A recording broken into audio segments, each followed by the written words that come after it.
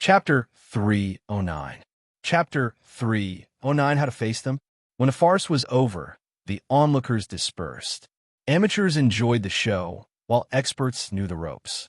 Smart people knew that the game had just begun. Not everyone could bear the anger of the Chu family and the Yin family. Yin Chaozong was called back to Shanghai. Chu Huanqi was reprimanded and then behaved himself. Yang Deng was put in detention, but nothing serious happened. Only Qin Sheng and his group of poor brothers were still suffering in the police station. This society was like the law of the jungle.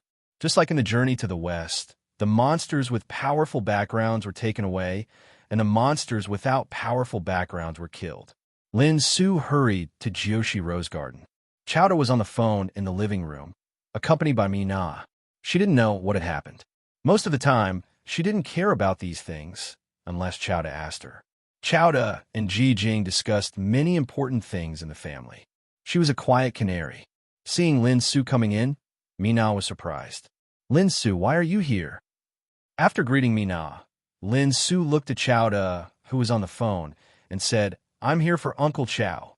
Mina asked Lin Su to sit down first. Lin Su didn't look well. Something must have happened to Qin Sheng.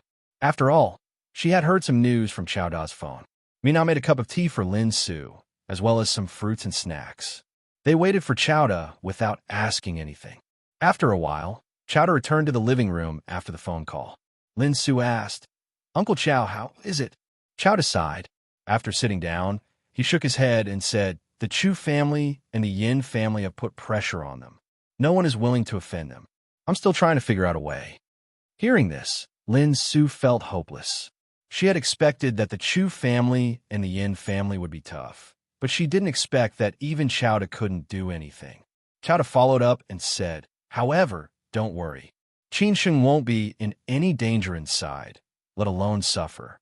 I have already informed him." This was the only thing he could do at present. This time, the matter was very serious. He had already inquired about it clearly. It did not occur to him that Qin Sheng would do this. Lin Su came to herself and smiled bitterly. "Uncle Chow, thank you."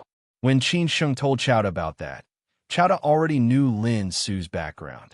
There was only one Lin family in the whole Ningbo. At this time, the Lin family in Ningbo was more powerful than him. Maybe they could find a way. Consequently, Chowda asked thoughtfully, "Lin Su, I know you're the daughter of the Lin family in Ningbo. Qin Sheng is in such a big trouble. Maybe the Lin family can help." Lin Su was not surprised that Chowda knew she was the daughter of the Lin family in Ningbo, but what could he do? If it were not for the Lin family, Qin Sheng would not have been in such a big trouble. It was all because of the Lin family that Qin Sheng became like this. However, when Qin Sheng was in trouble, the Lin family could not wait to avoid him. This made Lin Su feel guilty toward Qin Sheng. Why did Qin Sheng do this? Wasn't it all for her?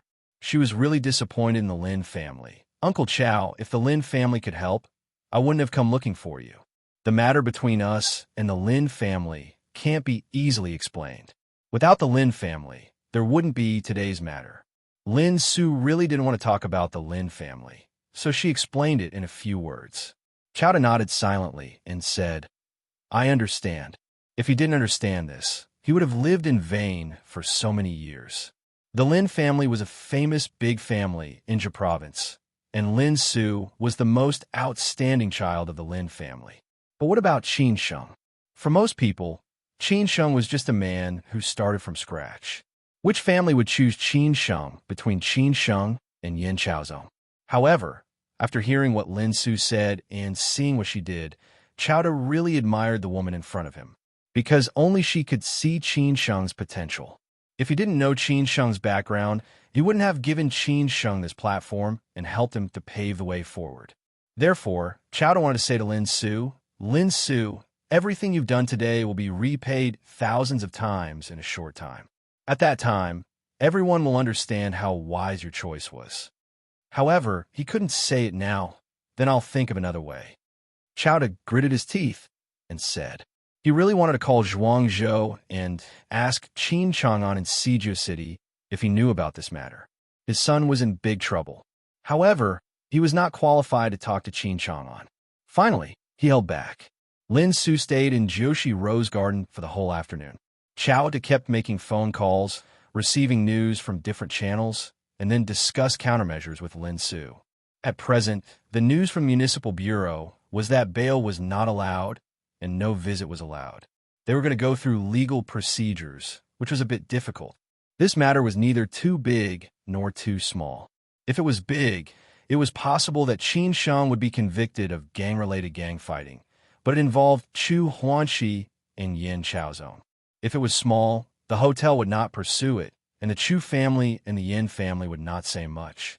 It was just an ordinary civil conflict. To put it bluntly, it depended on who had the most power. At this time, power was the real strength. In the sub-bureau in charge of Your Own Manor in Cc, Qin Sheng, Chang Baji, and the others were detained separately. After recording the statement, Qin Sheng sat in a daze without saying a word. He had done it, but he had to think of a way out. What was his way out? At 8 o'clock in the evening, the door was pushed open from the outside. Qin Sheng opened his eyes and saw an acquaintance standing in front of him. Fong Jianping, who belonged to the same system, walked in slowly. This was the first time for Qin Sheng to see Fong Jianping in a police uniform. He was very cold and ruthless, and more imposing, which was different from the past. Fong Jianping said to the policeman behind him, "Unlock his handcuffs." The policeman glanced at the deputy director, who immediately scolded him. "Why are you looking at me? Open him quickly. Can he run away from here?" The deputy director was very familiar with Fong Jianping. This young man had been trained in the Municipal Bureau for several years, and now he had entered the Provincial Bureau step by step. He was going up step by step according to the arrangement of his family. Maybe one day he would be the leader of the public security system in Zhejiang province. This kind of person could not be offended, and he had to get on the bus in advance. The later he got on the bus, the less the reward would be. Hearing the deputy director's words, the policeman quickly unlocked Qin Sheng's handcuffs. The deputy director said politely, "Jianping, you talk first. I'll wait for you in the office. Let's drink some tea later. If you need anything, just call them." Fong Jianping smiled and said, "Okay, you go ahead." After the deputy director left with his subordinates, there were only Qin Sheng and Fong Jianping in the room. The atmosphere was somewhat awkward. After all, no one wanted to be a prisoner. Fong Jianping sat opposite Qin Sheng and said half-jokingly, "I didn't expect to see you in such a situation. You are really good at making trouble." Qin Sheng smiled bitterly and said, "I let you see a joke. If Qing Yin didn't call me, I really wouldn't know that you did such an earth-shattering thing today." Chu Huanqi's grandfather is not a small figure in Zhejiang province, not to mention the Yin family in Shanghai. What do you have to fight with them? Aren't you courting death? Fong Jianping was a little confused. Then he took out a cigarette from his pocket, handed one to Qin Sheng, and took the initiative to light it for him. At this time, smoking a cigarette was more comfortable than anything else. Qin Sheng said thank you, took a deep breath, and comfortably exhaled the smoke. He said, "Brother Fong, it's not that I want to fight with them. I'm not that stupid. It's they who don't want to let me go and want to trample on me. What can I do? The story between me and Yin Chaozong is too long. From Shanghai to Hangzhou, he doesn't want to let me go. Now I admit that I am afraid. I have to kneel down and kowtow to them to admit my mistake. It is said that a man can yield and stand tall. Han Xin also suffered the humiliation of being groped. But I'm afraid that I can't kowtow and admit my mistake in front of so many people. Can you do it? Even if I do it, there is no place for me in Hangzhou." Qin Sheng used to treat Fong Jianping like he treated Chowda and other people. He always put himself in a very low position. But today, Qin Sheng just treated Fong Jianping as a peer. Fong Jianping was a little surprised. He smiled bitterly and said, "I can't do it, and I don't think I will be in such a situation. Not in the past, and not in the future. After all, I'm different from you. This is not a sense of superiority. I'm just telling the truth, so I may not be able to understand your feelings." "Thank you for understanding," Qin Sheng said with a smile, and then continued to smoke. Fong Jianping sighed and said, "I didn't understand why Qing Yin took you so seriously before. Now I finally understand. You have some skills. Unfortunately, You're not so lucky. I've been an orphan since I was a child. Maybe I used up all my luck in my previous life. Qin Sheng sighed and said, his grandfather passed away. Uncle Lin had an accident. After arriving in Shanghai, whoever he followed would be unlucky. He really didn't know what taboo he had committed in his life. Fong Jianpain was a little surprised. After coming to his senses, he smiled and said, you are still young. There's a long way to go. Don't think so lowly of yourself. If you don't give up, you can live. Hearing this, Qin Sheng nodded thoughtfully. Fong Jianpain stood up and said, well, I don't want to talk more with you. I have to go. I just came to see you, in case Qin Yin worries. But I guess you have to stay here tonight. You can go out tomorrow morning. Qin Yin must have begged many people for you. I will also help her. But you have to think about how to face the Chu family and the Yin family after you go out. Qin Sheng didn't say anything. Then he stood up and saw Fong Jianpain off. He owed Xue Qin Yin and Fong Jianpain a favor again. As Fong Jianpain said, even if he went out safely, he still had to face the group of people. They could help him once, but they couldn't help him all the time. Then how should he face them? In the evening, when Xue Qin Yin arrived in Hangzhou, the Chu family and the Yin family were also discussing how to solve this problem. The Chu family, who didn't intend to get involved in this problem, suddenly changed their attitude after receiving a message. If it was just Chu Huanqi who had been playing around, then it was the old monk who would take action in person now. As for the Yin family, old Master Yin taught Yin Chaozong a lesson in person, which meant cutting a tangled knot with a knife and maximizing benefits. Chapter 3:10. Three formidable enemies. Three great enemies. Chu Huanqi had caused a lot of trouble since he was a child, but it was all under control. He was not a lawless, naughty kid, but he was somewhat capricious. Although the old monk was angry, he doted on him and would not do anything to him. Especially after his son died, the old monk loved his grandson even more and was afraid that he would be hurt. The death of Chu Huanqi's father was still a mystery. Some people said it was done by Third Master Wu, and some people said it was done by the Chun family, who were powerful in the south of Jiangsu. Some people said it was done by a group of drug dealers because the old monk refused to cooperate with them. After so many years, the old monk did not pursue it anymore. However, what Chu Huanqi did today made the old monk very angry, because Chu Huanqi overdrew his credit, tortured so many people in his name, and made a big fuss. If he did that, how could he take over the position in the future? Who would obey him? Chu Huanqi was locked in the room upstairs, and the old monk did not allow him to go out.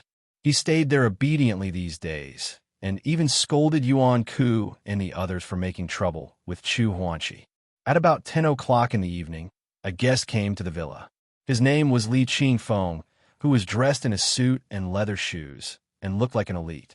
He was also the old monk's adopted son and Yuan Ku's biggest competitor, but he did not get along well with Chu Huanqi and did not like Chu Huanqi's way of doing things. Yuan Ku knew how to cater to this playboy, and Chu Huanqi liked him very much. Qingfeng, you are here. The old monk was ready to rest, but he did not expect that his adopted son would come. Li Qingfeng chuckled and said, Father, are you still angry with Huanqi? He is just a child, and he has not grown up yet. He will be mature in the future, and he is smarter than many people. The old monk sighed and said, Don't speak for him. He went too far today, and he did not even know that he was used by others. The old monk was called the old monk because of his experience when he was young, not because he was a real monk now. He liked to wear a tang suit and deal with the older generation. Except for some very important things, he seldom showed up nowadays, just like Third Master Wu.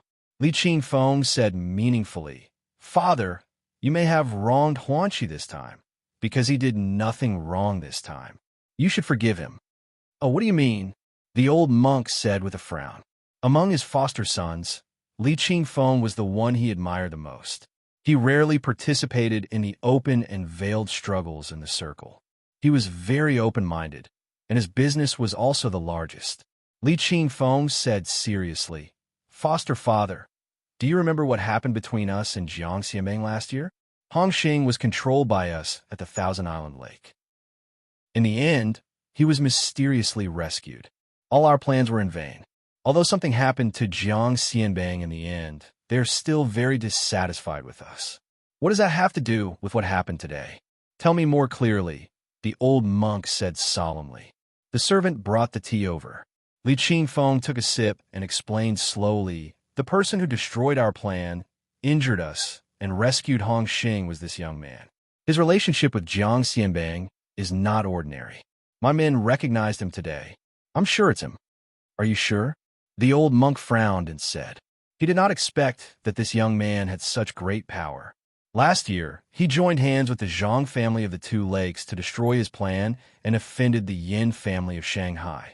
Now he dared to come to Hangzhou. He was really arrogant. Li Qingfeng nodded heavily and said, I'm sure. It's not wrong. The old monk thought for a few seconds and said, since he is the culprit, don't blame me. I have to explain it to them. You go and do it. Contact the Yin family. It's a favor to the Yin family. Remember, you have to do it secretly. Father, don't worry. I'll do it now, Li Qingfeng said with a playful smile. Yuan Ku had been showing his existence to Chu Huanqi, but what he did was not essential. He just did things respectfully. His foster father was not an old fool. He saw everything. However, he still needed to do something about Chu Huanqi. This was an opportunity. After talking with his foster father about the business, Li Qingfeng thought for a while and went upstairs to Chu Huanqi's room. He knocked on the door gently and got a response. In the bedroom, there was a foul smell. Chu Huanqi was lying on the wall and playing with his mobile phone. The big screen on the wall was playing Korean R-rated movies, which were Chu Huanqi's favorite. They were not as violent as those in Europe and America, and not as direct as those in Japan. Li Qingfeng turned on the light and said in a low voice, Are you still depressed? Chu Huanqi thought it was a servant of the villa. He felt something was wrong when he heard the voice. He stood up quickly and saw Li Qingfeng standing at the door. He turned off the projector in a hurry and said in a panic, Uncle Li, why are you here? Li Qingfeng was not afraid of the young man's hobby. He also enjoyed Japanese R-rated movies when he was free. He said with a smile, I'm here to see you. The old master scolded you for your own good. Don't be angry with him. Chu Huanqi did not have much contact with Li Qingfeng. He always felt that this guy was too arrogant and not as approachable as Yuan Ku. So he said with a smile, It's okay. I'm used to it. Chu Huanqi's attitude was within Li Qingfeng's expectation. He asked casually, What happened between you and that young man? Chu Huanqi snorted and said, Nothing. I just don't like him. Every time he goes against me, I have to teach him a lesson. Li Qingfeng nodded and said, All right. I'll handle it. You just wait for the news. Handle it? Uncle Li, what do you mean? Chu Huanqi got up from the bed abruptly and asked with a puzzled look. Since when did Li Qingfeng become so kind to help him solve his problems? Li Qingfeng said casually, You don't have a grudge against him, but we have a grudge against him. You can ask the old master. So the old master doesn't blame you for this. You're free now. From now on, I'll handle it. I'll also contact the Yin family. You just wait for my news. I won't let you down. Chu Huanqi said excitedly, Haha, Uncle Li, really? If you had taken action, this guy would have died. Li Qingfeng said bluntly, You should have died. Chu Huanqi said happily, All right. I'll leave it alone. I'll just wait for your news. Li Qingfeng conveyed the old master's words to him. Also, the old master asked me to tell you not to be too close to Yin Chaozong. We're not the same kind of people. Chu Huanqi said thoughtfully, I got it. I got it. In the villa of the Yin family in the Purple Garden of Xishan, Shanghai, old master Yin was wiping his 2 cabinets of cameras. If anyone wanted to please old master Yin, they had to try their best to collect all kinds of cameras. The cameras here were carefully selected. There was a collection room downstairs which was full of all kinds of cameras. In the past, old master Yin had already rested at this time. As he got older, his work and rest were very regular, similar to most of the old people. When people were old, they were afraid of death. When they were afraid of death, they lived a regular life. In this way, they could live a few more days. Today, old master Yin didn't rest because he was waiting for his grandson to come back. Old master Yin didn't say anything. He was just wiping his beloved cameras. Yin Chaozong stood at the door uneasily. Next to him was his uncle, the current head of the Yin family. He was a popular man in Shanghai. He was a distinguished guest of the leaders in the city and a frequent visitor of various elite clubs. Second uncle, Yin was wearing a white shirt inside a woolen sweater. He wore a tie and a pair of gold-rimmed glasses.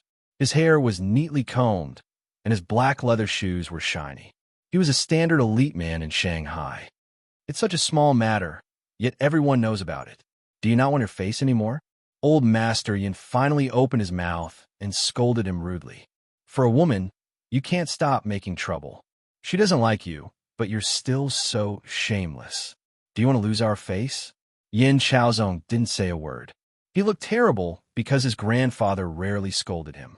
Old Master Yin asked directly, "What's the relationship between you and him now?" Yin Chaozong also answered honestly, "I won't stop until one of us dies. As long as he's alive, he'll always be a threat to me." Old Master Yin continued to ask, "You can't let him go?" Yin Chaozong said without hesitation, "I can't." "What's the biggest obstacle for you to deal with him?" Old Master Yin went straight to the point. He knew his grandson's character. Sometimes he was really stubborn. Since he couldn't let him go, then he would solve the problem and make him completely change his mind. Yin Chaozong hesitated for a moment and said, "The most likely to help him is the Shui family and third Master Wu." Old Master Yin put down the camera in his hand, turned around and stared at second Uncle Yin and Yin Chaozong of the Shui family. "Second brother, you handle this matter. Don't worry about the Shui family. Just keep an eye on them, but don't provoke them. As for third Master Wu, you talk to him personally and promise him that he can enter Shanghai and cooperate with us in many fields. After Zhou Wenwu's death, we haven't found a suitable representative. Since he has been eyeing Shanghai for a long time, let him show enough sincerity and get rid of this young man. I think he won't refuse." Hearing his grandfather's words, Yin Chaozong directly opened his eyes wide.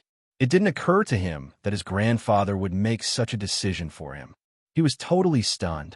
Second brother, the Yin family's expression changed slightly. "Father, what are you doing?" Old Master Yin explained. "Our business in Zhejiang has been getting bigger and bigger. Recently, a lot of mistakes have happened there. We need to find a more suitable partner. Third Master Wu has been completely clean these years. He's a good choice. I'm not doing this for Chaozong. I'm doing this for the Yin family. Chaozong's matter is just incidental," Old Master Yin explained. Although he didn't care about it, he knew everything that had happened in the Yin family. Second brother, the Yin family, nodded silently and said, "Okay, then I'll do it now."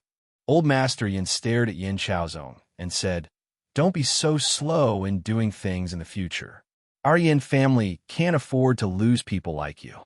Yin Chaozong was silent. This time, he really disappointed Old Master Yin. It was all because of Qin Sheng. But he didn't need to worry, because Qin Sheng was not far away from death. At this point, Qin Sheng was already in a tight encirclement.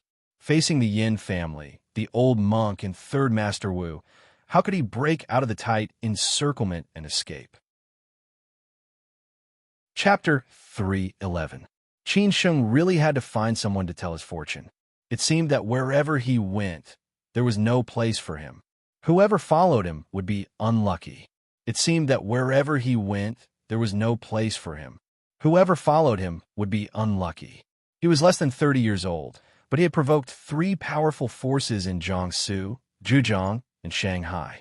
If others had provoked one of them, they would have to beg their grandparents to burn incense and pray for their blessings. However, he had provoked 3 of them at the same time. He was so lucky that he had to buy a lottery ticket. No wonder Qin Sheng had asked his grandfather many times about his fortune, but the old master just smiled and said nothing. When Shui Qingyan arrived at Jushi Rose Garden, it was already 11 o'clock in the evening. She had been busy recently because many projects of her company were going on at the same time. As the deputy general manager in charge of the investment evaluation and management department, she was either in meetings or on business every day. Sometimes, she had to hold video and telephone meetings early in the morning or late at night to meet with various investors and project owners. Therefore, after knowing that Qin Sheng had an accident today, Shui Qingyan was very busy all day. She kept calling people to ask for help. If she hadn't used her family's connections, she wouldn't have been sure that she could get Qin Sheng out. After all, she had to face the pressure from the Chu family and the Yin family, not ordinary people. Chowda and Lin Su came to pick up Xue Qingyin in person. After all, Xue Qingyin had a strong background, and Chowda wanted to make friends with her more or less. After seeing Lin Su, Xue Qingyin comforted her first. Lin Su, don't worry too much. It's all right. Sister Xue, I'm so sorry to bother you and make you come back from Shanghai, Lin Su said guiltily. After all, she used to do financial investment, and she knew how tiring it was. Moreover, Xue Qingyin's company was a famous investment company in Shanghai, which was involved in many fields related to finance. Xue Qingyin held Lin Su's hand and said, "It's all right. Qin Sheng is my younger brother. I should come back in time for such a big thing. I can postpone my work. His business is more important."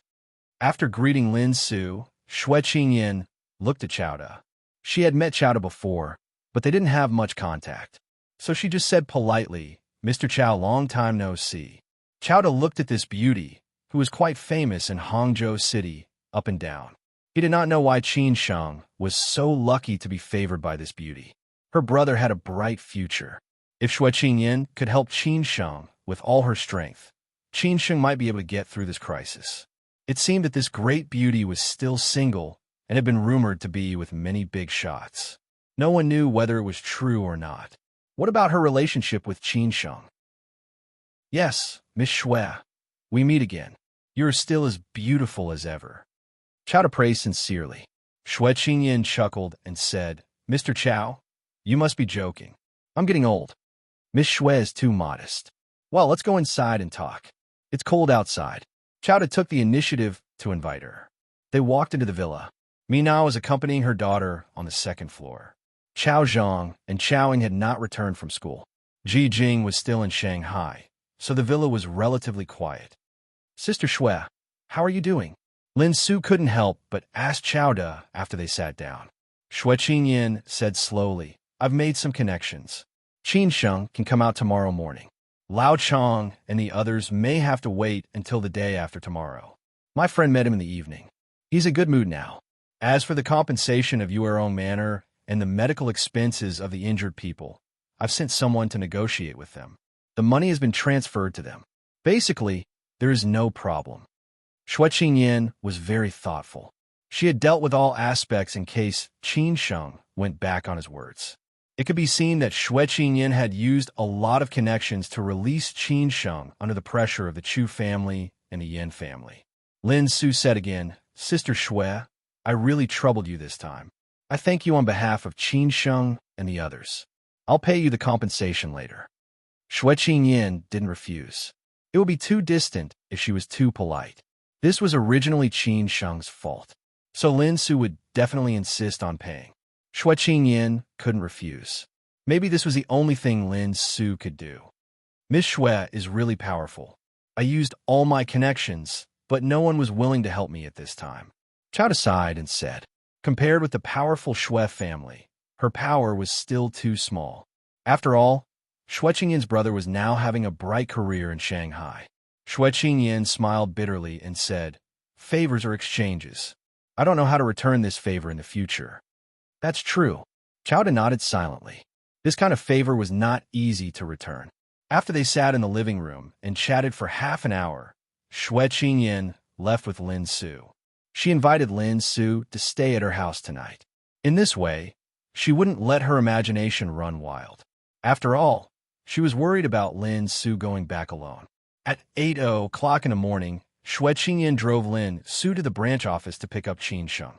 After waiting at the door for about half an hour, Qin Sheng, who looked tired and haggard, came out.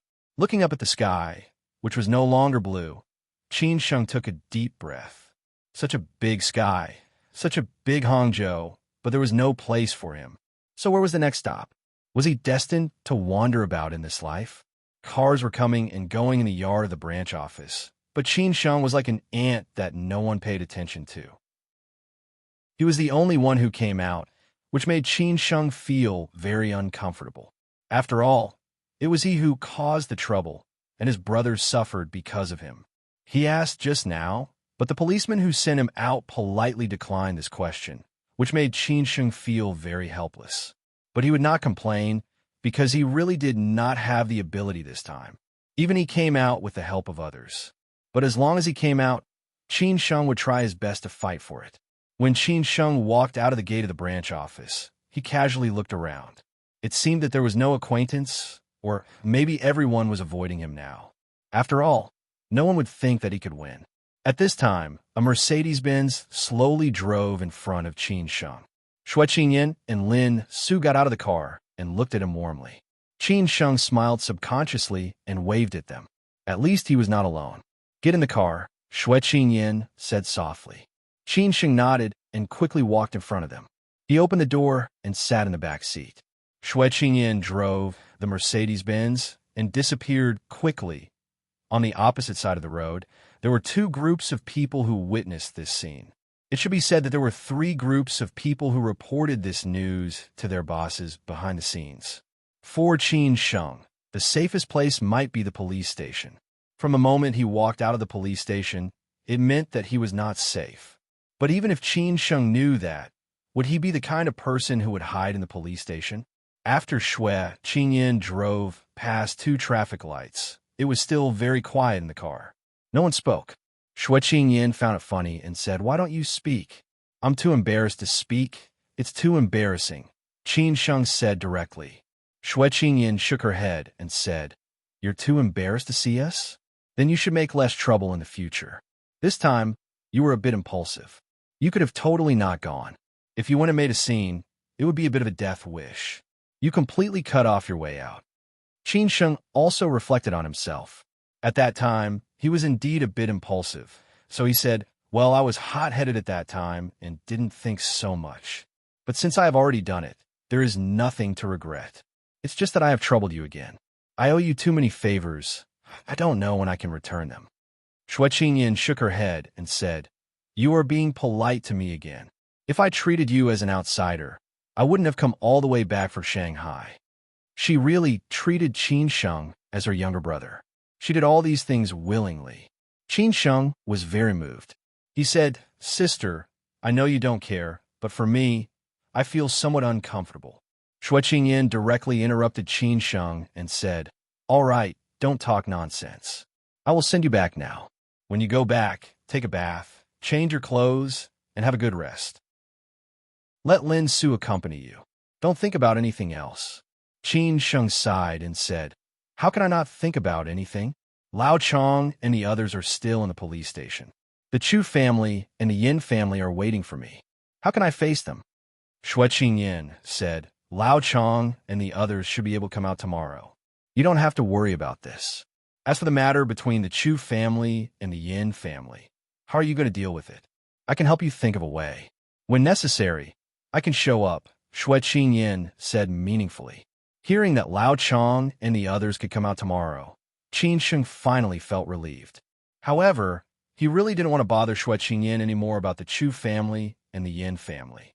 He shook his head and said, "Sister, I don't want to bother you anymore about the Chu family and the Yin family. I have troubled you too much. Moreover, your situation is relatively special. I don't want to get you involved. I have my own plan." Xue Qingyan slightly frowned and said, "What plan?" Qin Sheng had already thought about it carefully. He said directly, "Although I can't defeat them, I can always hide from them. So I'm going to leave Hangzhou, away from the Yangtze River Delta, away from this group of people. There will be a place for me in China. I don't believe that 10, 20, 50 years later, I will still be so mediocre." Hearing Qin Sheng's words, Xue Qingyan and Lin Su were very shocked. They didn't expect that Qin Sheng would make such a choice. They looked at Qin Sheng in astonishment. Fortunately, there was a red light at the intersection. If Xue Qingyan had been driving and heard this, she might have had an accident. At this point, no one spoke anymore. The car fell into silence again. Xue Qingyan and Lin Su were both digesting Qin Sheng's news. Qin Sheng had stayed in Hangzhou for less than half a year, and he was going to leave again. After returning to the Binjiang Golden Coast, Qin Sheng and Lin Su got out of the car. Xue Qingyan didn't intend to go back with them. She just said when Qin Sheng got out of the car, "I think you should calm down for a few days and think about it. There may be a solution to the problem. Qin Sheng and Xue Qingyan looked at each other for a few seconds and said, "Okay, I will think about it." However, Qin Sheng already had a very clear answer in his heart.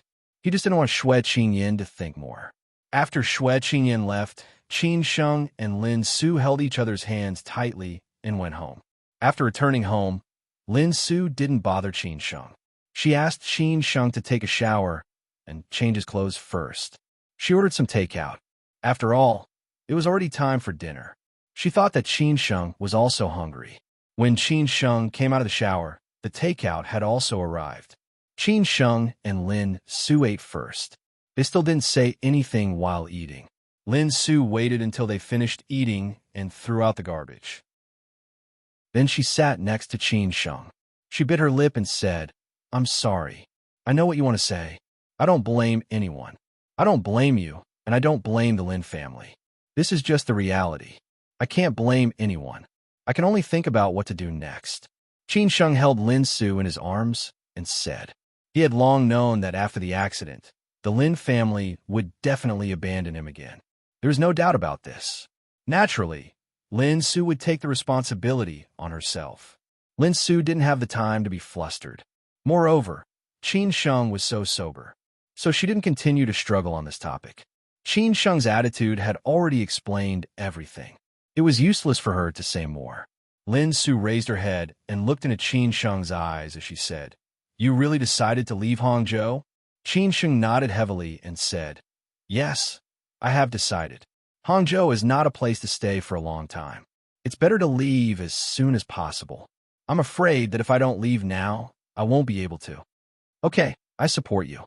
No matter where you go, I will follow you, even if I have to hide my identity for the rest of my life," Lin Su said without hesitation. The firmness in her eyes could be seen. She had made up her mind to never leave Qin Sheng and go through thick and thin together. Qin Sheng hesitated for a moment. He touched Lin Su's cheek and shook his head. "This time, you can't leave." Hearing this, Lin Su was subconsciously stunned. Chapter 3:12. Wait for me, and Yu Qin Sheng had his own considerations. This time, he not only offended the Yin family, but also the Chu family. Moreover, the Chu family was a gray force with great influence in Jia province. He had to face great danger. As for the Yin family, he had escaped once. They would not let him go this time. This time, Qin Sheng was under great pressure. Anything could happen to him, but nothing could happen to Lin Su. Otherwise, he would go crazy. He would be trapped in guilt and self-blame for the rest of his life. At that time, he might not even know what he would do. Secondly, as long as Lin Su stayed in the Lin family, she would be absolutely safe. Neither the Yin family nor the Chu family would vent their anger on Lin Su. However, if Lin Su stayed with him, those people might not care so much, and Lin Su could easily get into trouble. Lastly, as a man, it would be more convenient for Qin Sheng to do anything. If he took Lin Su with him, it would be more troublesome. Both of them might not be able to leave. Although it sounded bad, it was the truth. Therefore, Qin Sheng told Lin Su that she could not leave this time. Hearing Qin Sheng's words, Lin Su was stunned and panicked. She stared at Qin Sheng in disbelief, and her mind went blank. Obviously, she wanted Qin Sheng to give her a reasonable explanation. Any woman would worry about gains and losses. Moreover, at this critical moment, Lin Su might think too much. For example, she wondered whether Qin Sheng was angry at the role the Lin family played in this matter, so he did not intend to take her with him. Or, Qin Sheng offended the Yin family because of her, which led to repeated setbacks and discouragement, so he wanted to give up on her. There were many other possibilities. At this moment, Lin Su was full of doubts. Qin Sheng held Lin Su's shoulders and stared at her sincerely. "Don't think too much. I don't mean anything else. Because I can't guarantee that I can leave Hangzhou safely this time.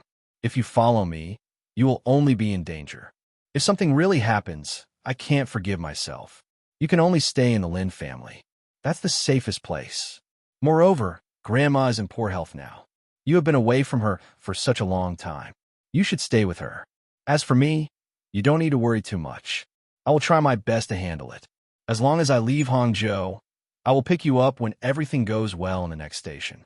Don't worry, you're my woman for the rest of my life. Whether I am mediocre or brilliant, I will never let you leave me." Qin Sheng's words had already explained everything. There was no need for Lin Su to doubt anything anymore. She was originally a smart woman. It was just that she was a little absent-minded just now. As long as she thought about it carefully, what Qin Sheng said was not wrong at all.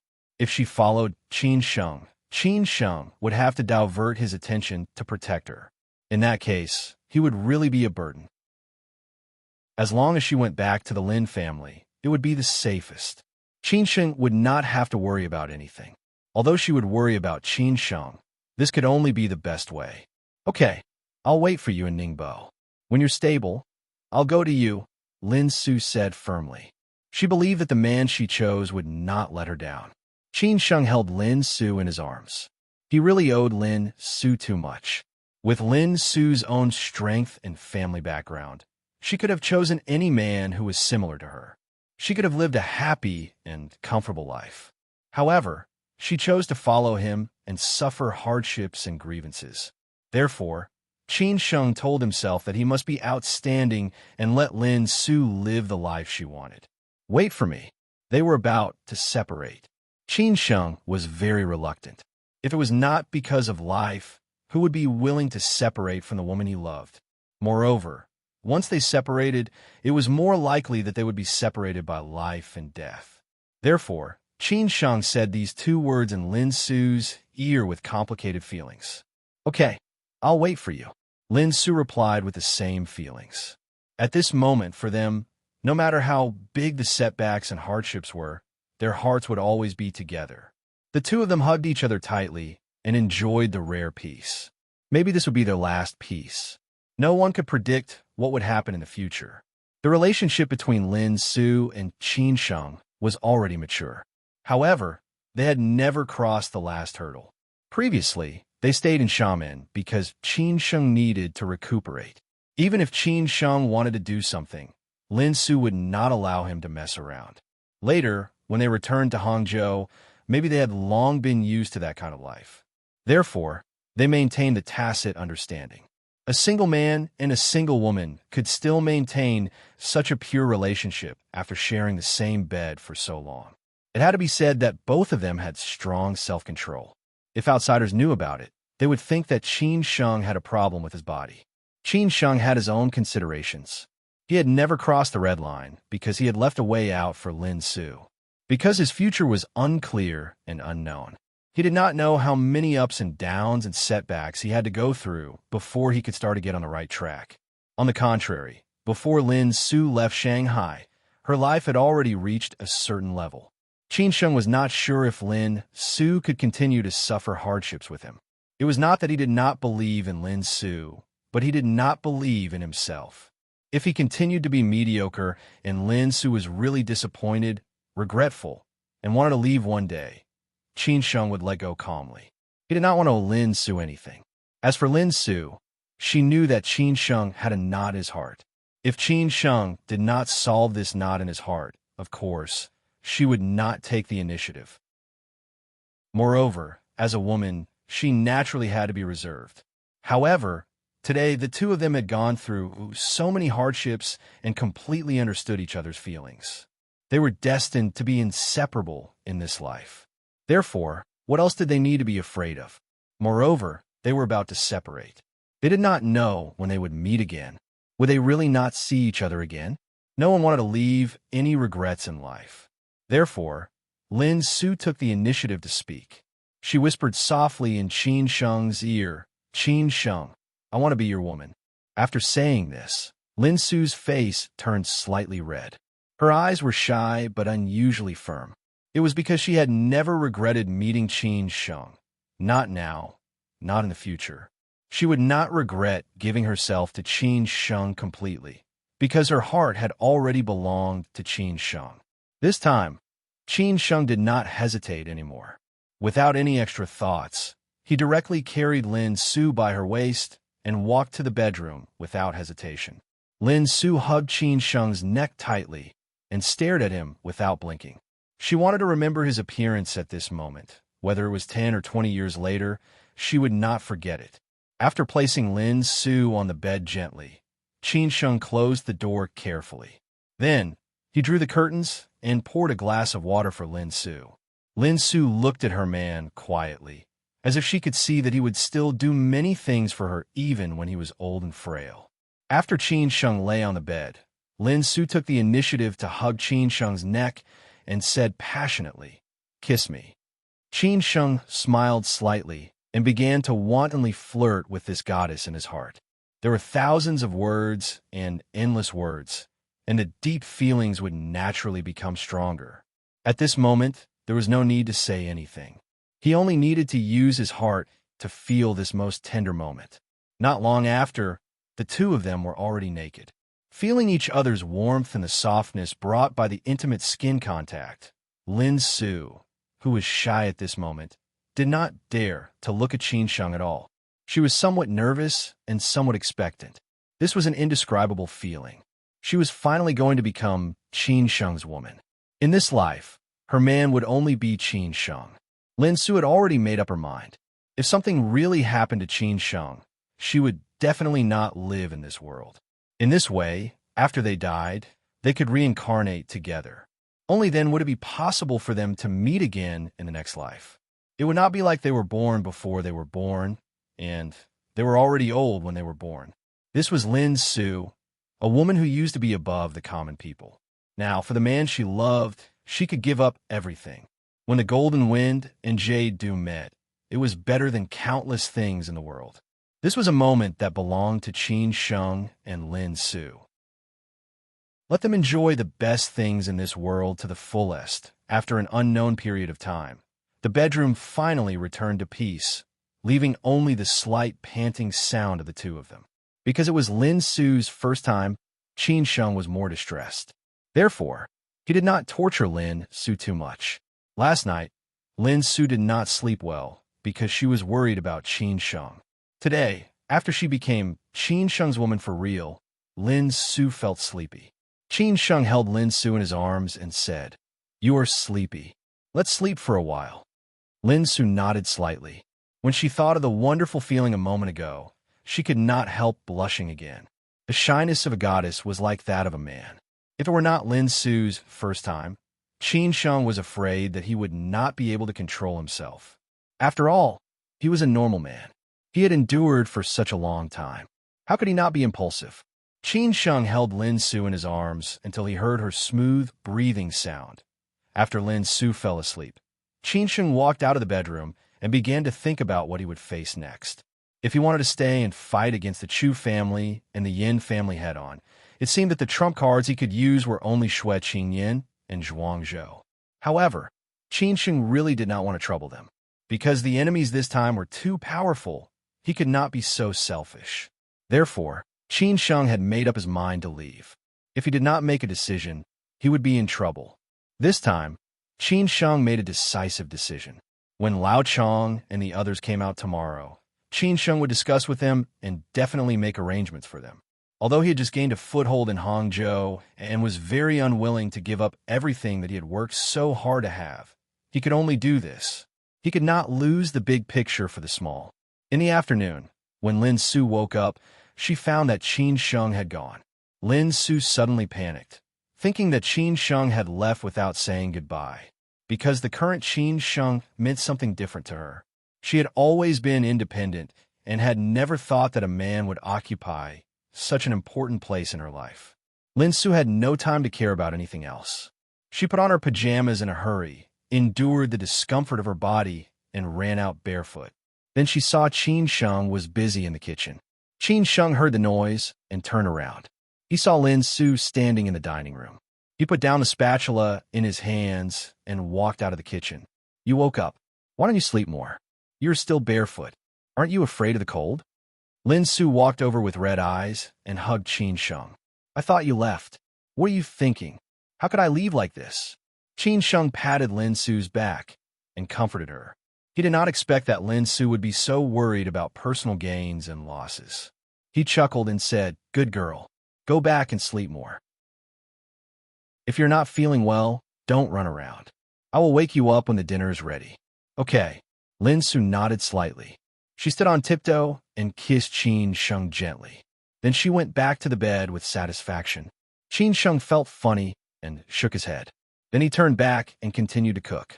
Half an hour later, Qin Sheng, who had spent 2 hours, finally made a table of sumptuous dinner.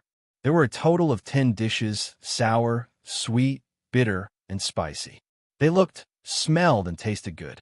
Among them, there was a black-bone chicken soup specially for Lin Su to nourish her body. After Lin Su sat down, she said incredulously, "Why did you make so many dishes? Even the two of us can't finish them." Qin Sheng stared at Lin Su and teased, "Even if you can't finish them, you should eat more. I want you to be fair and fat. In the future, you can give birth to more fat boys for me." Lin Su rolled her eyes at Qin Sheng and said, "In your dreams." Qin Sheng made a bowl of rice for Lin Su and scooped a bowl of soup for her. Then he kept putting food into Lin Su's bowl. After that, he chewed slowly and watched Lin Su enjoy the dinner. In the past, when Qin Sheng ate, he always swept away everything. But today, he had no appetite at all. He just wanted to watch Lin Su eat. Why did he make so many dishes today? Why did he want to watch Lin Su eat? Because he was afraid that he would never have a chance to cook for Lin Su again. He was afraid that he would never see Lin Su eat again. He wanted to remember everything that happened today. Did Lin Su know? She knew, so she did not even raise her head, because her eyes were already red. Chapter 3:13. Okay, I'll do it. Looking for monthly votes and support. The decoration will be finished soon. I'll update it later. Please forgive me. How could Lin Su not know why Qin Sheng did that? Because she didn't know when they would meet again after they parted this time. She no longer complained about anything. The only thing she could do was to accompany Qin Sheng through the last moments of peace. She did not want to be a burden to Qin Sheng and make him worry. She wanted him to face this predicament with all his might. She believed that their story would not end like this. Lin Su still ate delicately. She chewed and swallowed slowly, which was a kind of performance art. She tried to taste every dish because it was the best meal she had ever had. When Qin Sheng was not paying attention, Lin Su wiped her tears quietly. She didn't want Qin Sheng to see her cry because he would be worried and feel sorry for her. No matter how hungry they were, it was impossible for them to finish 10 dishes. Qin Sheng only ate 1 bowl of rice. In the past, Lin Su could only eat half a bowl. Today, she ate 2 bowls of rice because she didn't want to waste the sumptuous dinner prepared by Qin Sheng. After drinking the last mouthful of soup, Lin Su put down the bowl and said with satisfaction, "I'm full. I'm so full." Qin Sheng handed Lin Su a tissue and said with a smile, "You go watch TV. I'll clean up. I'll stay with you after I finish my work." Lin Su stood up in a hurry and said, "Let me clean up. You've been busy this afternoon. Be good. You need a rest for a few days." Qin Sheng joked with a smile. Hearing this, Lin Su blushed instantly. She covered her face and left at night. The cold air from the north made the temperature of Mount Putah drop sharply. Coupled with the whistling sea wind, Third Master Wu, who lived in the small courtyard of Mount Putah, got rheumatism again. He didn't dare to go out at all. He had to adjust the temperature of the air conditioner to a high level. The late autumn of this year was colder than that of previous years. In the early winter of previous years, Third Master Wu would go to Sanya to spend the winter or go back to Hangzhou to stay until spring. Anyway, he would not stay on Mount Putah in winter. Luo Changgong just arrived at Mount Putah from Hangzhou. He was surprised that the old master suddenly called him over. He had a strange feeling that it must be related to Qin Sheng. After all, the most interesting thing in Hangzhou these days was that Qin Sheng offended the Chu family and the Yin family. Was the old master going to intervene and help Qin Sheng? There didn't seem to be a reason, but if someone convinced the old man, it wasn't impossible. It was definitely impossible for Master Lu and Chowda. Only the Xuef family could do it. Although there were only a few servants and bodyguards in the small courtyard of Mount Putah, these people were all Third Master Wu's trusted subordinates for many years, especially the inseparable Tiger Man, who was known to be one of the top 3 in Jiangsu, Zhejiang, and Shanghai. The other bodyguards were also selected by Third Master Wu himself, and the servants were brought here from Hangzhou. Luo Changgong walked into the yard. The middle-aged man, who had been with Third Master Wu for many years, was already waiting there. Luo Changgong walked over quickly and asked in a low voice, "Mr. Chu, why on earth does Third Master Wu want to see me?" The surname of the middle-aged man was Chu Sikong. In Third Master Wu's circle, he was addressed as Mr. Chu respectfully by everyone. He was also Third Master Wu's favorite. If anyone offended Mr. Chu, he might have to give up his position. Sometimes, Mr. Chu's words were more useful than Third Master's. Consequently, everyone was respectful to Mr. Chu. Mr. Chu, who was already wearing a down jacket, said with a smile, "Lao Luo, you will know when you go in. It's neither a good nor a bad thing. It depends on your choice." Every circle had its own cliques, including Third Master Wu's. However, Mr. Chu was polite to everyone and never picked a side. This was also the reason why Third Master Wu trusted him. It was neither a good nor a bad thing, which was even weirder. With a complicated feeling, Luo Changgong followed Mr. Chu into Third Master Wu's study. At this moment, Third Master Wu was reading a book about the imperial censors and imperial censors in the Ming Dynasty. After Luo Changgong came in, he said respectfully, "Third Master." Hearing the voice, Third Master Wu said without raising his head, "You are here. Come and sit down." Luo Changgong was not as sophisticated as some people. Sometimes he could not be patient. For example, he asked directly at this moment, "Third Master, why do you want to see me?" Third Master Wu said, "Well, someone wants to cooperate with us now. However, we have to do something for them. I want you to do it for me." Third Master Wu knew Luo Changgong's temperament very well. How could he not know these trusted subordinates whom he had trained single-handedly? Without hesitation, Luo Changgong answered directly, "Third Master, what is it? I will do it." Third Master Wu put down the book in his hand, stood up slowly, and said, "To kill a person." "Kill who?" Luo Changgong was absent-minded for 2 seconds. Since the Third Master wanted to kill this person, he was really unlucky. However, he had not done this kind of thing for a long time. Moreover, it was the Third Master who ordered him to do it suddenly, so he was quite surprised. Third Master Wu stared at Luo Changgong and said, "Qin Sheng." Hearing these 2 words, Luo Changgong was instantly shocked. It did not occur to him that the person the Third Master wanted to kill was Qin Sheng. What did this mean? He had expected that the Third Master might have something to do with Qin Sheng. However, he guessed that the Third Master wanted to help Qin Sheng get through this crisis. Unexpectedly, the actual situation was exactly the opposite. Why did the Third Master want to kill Qin Sheng? No wonder Mr. Chu said that it was neither a good nor a bad thing for him to kill Qin Sheng. However, for Luo Changgong, it was definitely not a good thing. Qin Sheng had a good relationship with Xue Qinyin and Master Lu. Besides, he had a good relationship with Yang Deng. If he really killed Qin Sheng and it was known by others in the future, the consequences would be unimaginable. He would become a scapegoat. The relationship between Master Lu and Xue Qinyin would definitely be broken.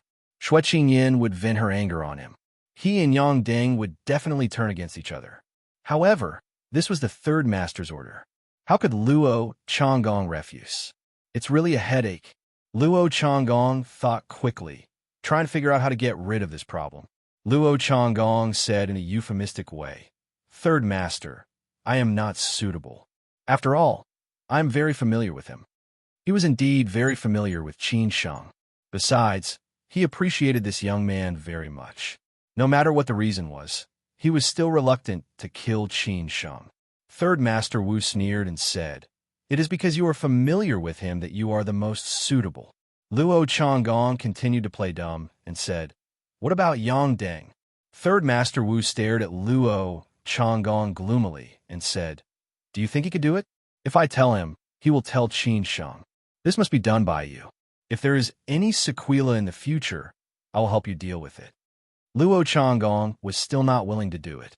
He continued, "Third Master, it is not that I don't want to do it. You may not know that Qin Sheng's brothers are not simple. Take Chang Baji as an example. I have no way to deal with him. Changbaji, don't worry. You don't need to worry about him. I will ask Sikong to deal with him for you. Third Master Wu had already figured out a solution. He looked at Chu Sikong beside him and said with a faint smile.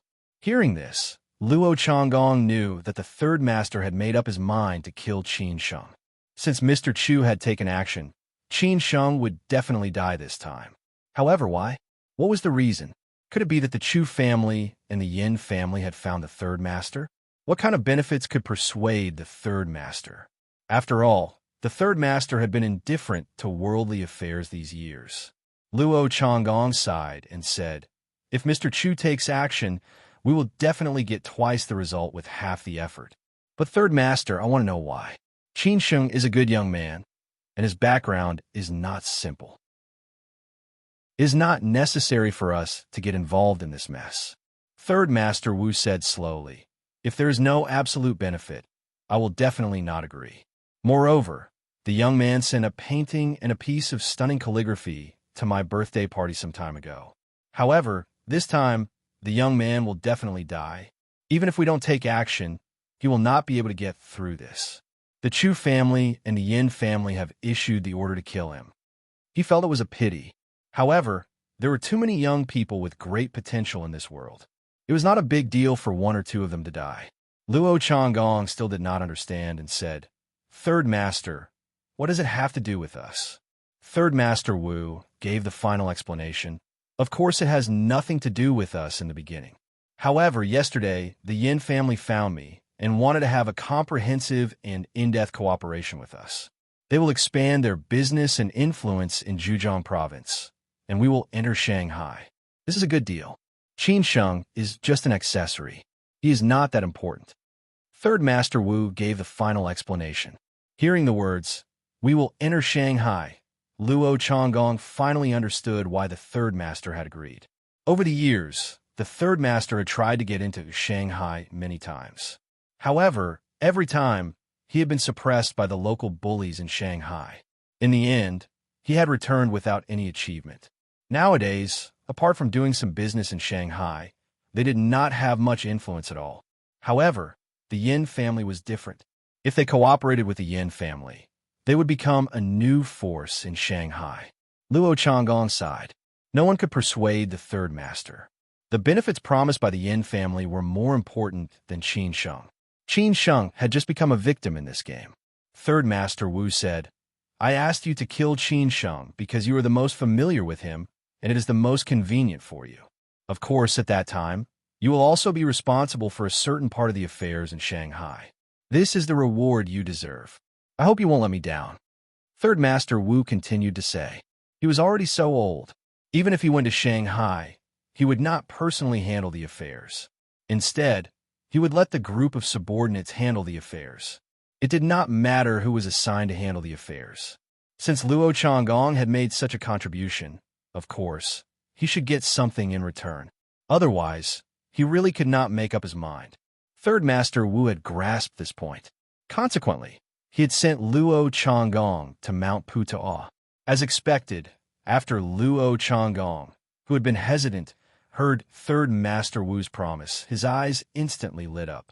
Currently, he was not the most powerful person in this circle. However, if he entered Shanghai, he might not be so powerful at that time. This was an opportunity. Consequently, Luo Changgong said without hesitation, Okay, Third Master, I will do it. When? Third Master Wu said with satisfaction. In a few days, the three families will cooperate. Sikong will accompany you back to Hangzhou. You could discuss the countermeasures with the Chu family and the Yin family. After that, he waved his hand, indicating that they could leave.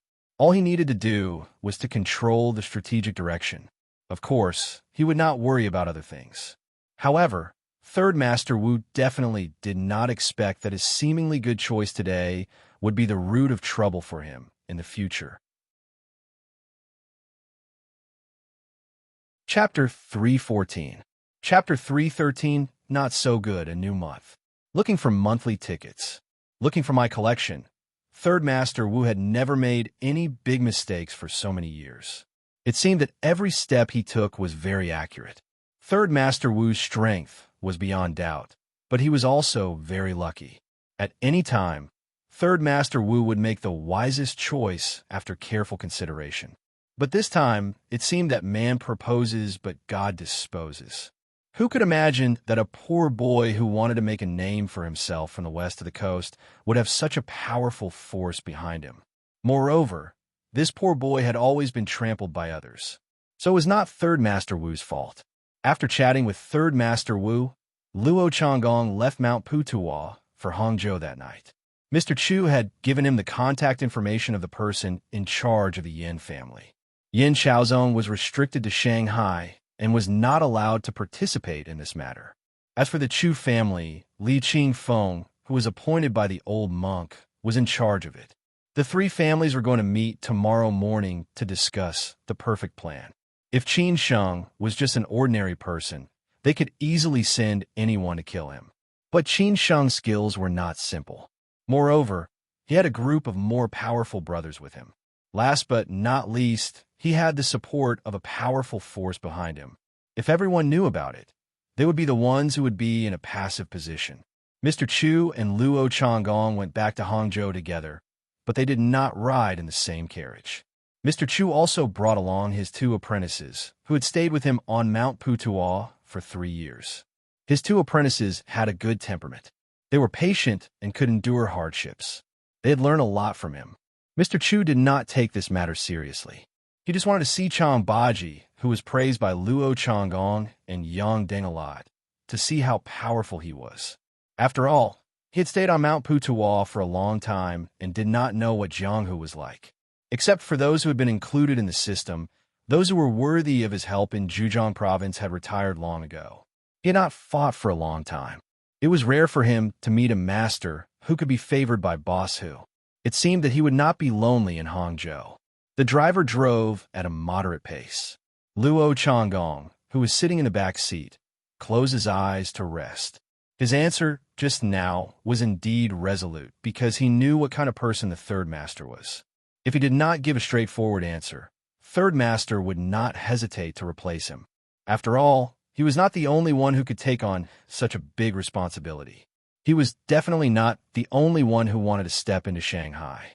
Third Master was taking a risk, but he was the one who had to bear the most risk, because if the plan failed or was exposed, he would be the one to take the blame. There was no need to think about it. If he wanted to enter Shanghai, he might have to pay a huge price. It was even more likely that he would die before he could even enter Shanghai. At the same time, Master Lu would be completely cut off. Xue Qingyan would also fight with him to death. Master Lu was not scary, but the Xue family was scary. Although Xue Qingyan was just a woman, she was very powerful. Moreover, the Xue family was deeply rooted in Zhe province. Xue Qingyan's brother was transferred to Shanghai. Even if he was transferred to Shanghai, if Xue Qingyan wanted to deal with him, he would definitely not have an easy time. What a headache! How was he going to break out of this situation? Qin Sheng, who was in the Binjiang Golden Coast, knew that he was in danger, but he did not know how much pressure he was under this time. The three families spent so much money on him, a nobody. He really did not know whether he should be happy or unlucky. After Qin Sheng finished packing, he accompanied Lin Su to take a walk in the community. He did not dare to go to the riverside unscrupulously, which was equal to seeking death. Who knew whether they would attack him from behind? Qin Sheng would not do that. The autumn rain was continuous. The evening finally stopped. The street lights in the community were a little dim. There was a lot of puddles on the bluestone path. The leaves were knocked down by the autumn rain and autumn wind, and there was a thin layer of leaves on the lawn. There were no flowers in bloom anymore.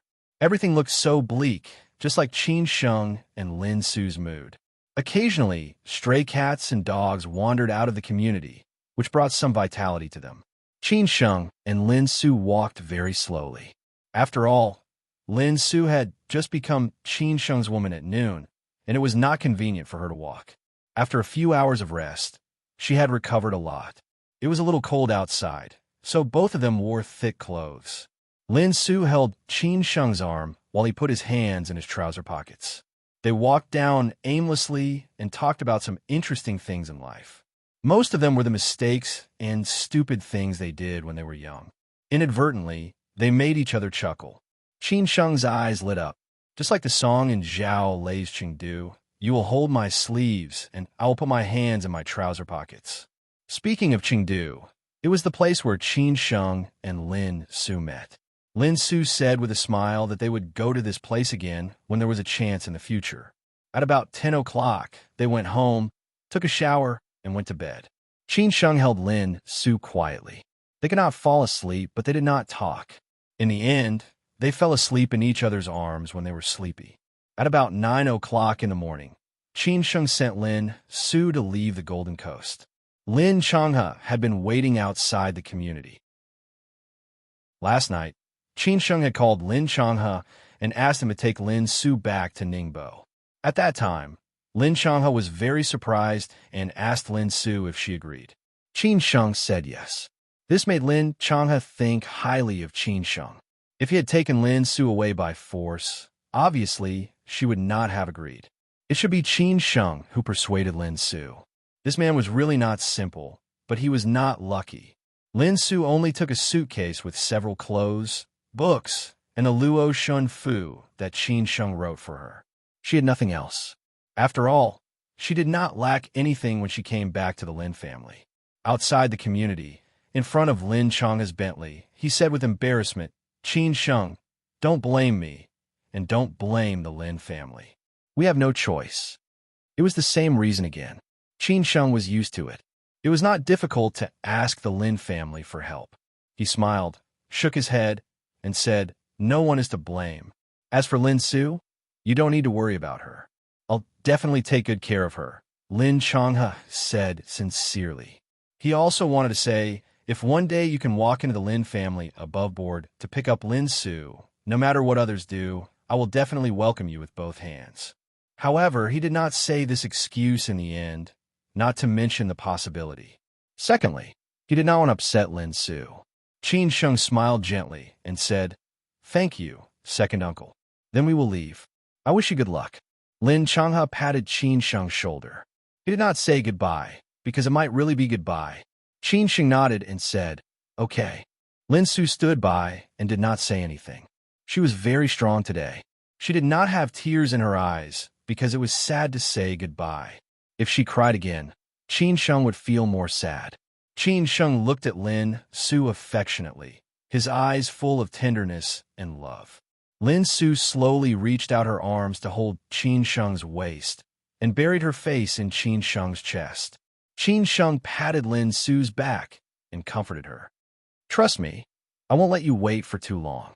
Lin Su smiled gently and said, "Okay, I will wait for you." Qin Sheng lowered his head and kissed Lin Su's forehead gently. He said, "Let's go. If you don't go now, I will really miss you." "Okay." Lin Su nodded obediently. Then she stood up and got in the car. Lin Changhe nodded to Qin Sheng and got in the car. He said to the driver in a low voice, "Let's go." Through the car window, Lin Su smiled and waved at Qin Sheng. Qin Sheng also smiled and waved at Lin Su. When the Bentley slowly drove away, Lin Su quickly turned around and did not dare to look at Qin Sheng. She was afraid that she could not hold on anymore and her emotions would collapse completely. Only by not looking at Qin Sheng could she be ruthless. When the Bentley was about to turn, Lin Su finally could not help but turn around and look back. She knew that if she did not look back, she would not have another chance. But the vague figure in the distance was still standing there, still waving at her. Lin Su finally could not help crying. She bit her lower lip until it bled, but she did not cry out. Lin Su left just like this. Qin Sheng was very sad, just like the gloomy weather in Hangzhou at this moment. After all, Lin Su had been with him for almost a year. They were inseparable during this year. How could he be willing to part with her so easily? But what could he do? Qin Sheng put away his gloomy mood. Another 2 Mercedes-Benz drove over. After the Mercedes-Benz stopped, Qin Sheng slowly got in the car and went to the branch office to pick up Chang Baji and Hao Lei. Zhuangzhou, who was in a van on the opposite side of the road, witnessed the scene just now. He knew Qin Sheng and Lin Su better than anyone else, so he knew how deep the relationship between this husband and wife was. Back then, it was also Lin Su who took care of Qin Sheng for 6 months before Qin Sheng completely recovered. He sighed subconsciously. If it were not for Qin Chang'an's strict order, Qin Sheng would not have been so wronged. Maybe he could only see the light after he got rid of the clouds. Sooner or later, Qin Sheng would go back to the Qin family. I didn't expect our Qin family's young master to be so infatuated with love. Beside Zhuang Zhou, a beautiful woman with arched eyebrows and peach blossom eyes smiled. Her eyes were filled with killing intent and viciousness. Her smile was enough to cause the downfall of a country. Adding on her graceful figure, if she were to walk on the streets, who knew how many men would be charmed by her? However, no one knew that under her charming appearance, there was a hidden murderous intent that no one knew about. She was Qin Chang'an's adopted daughter, Nangong. Her surname was Nangong, but few people knew her full name. They always called her Nangong.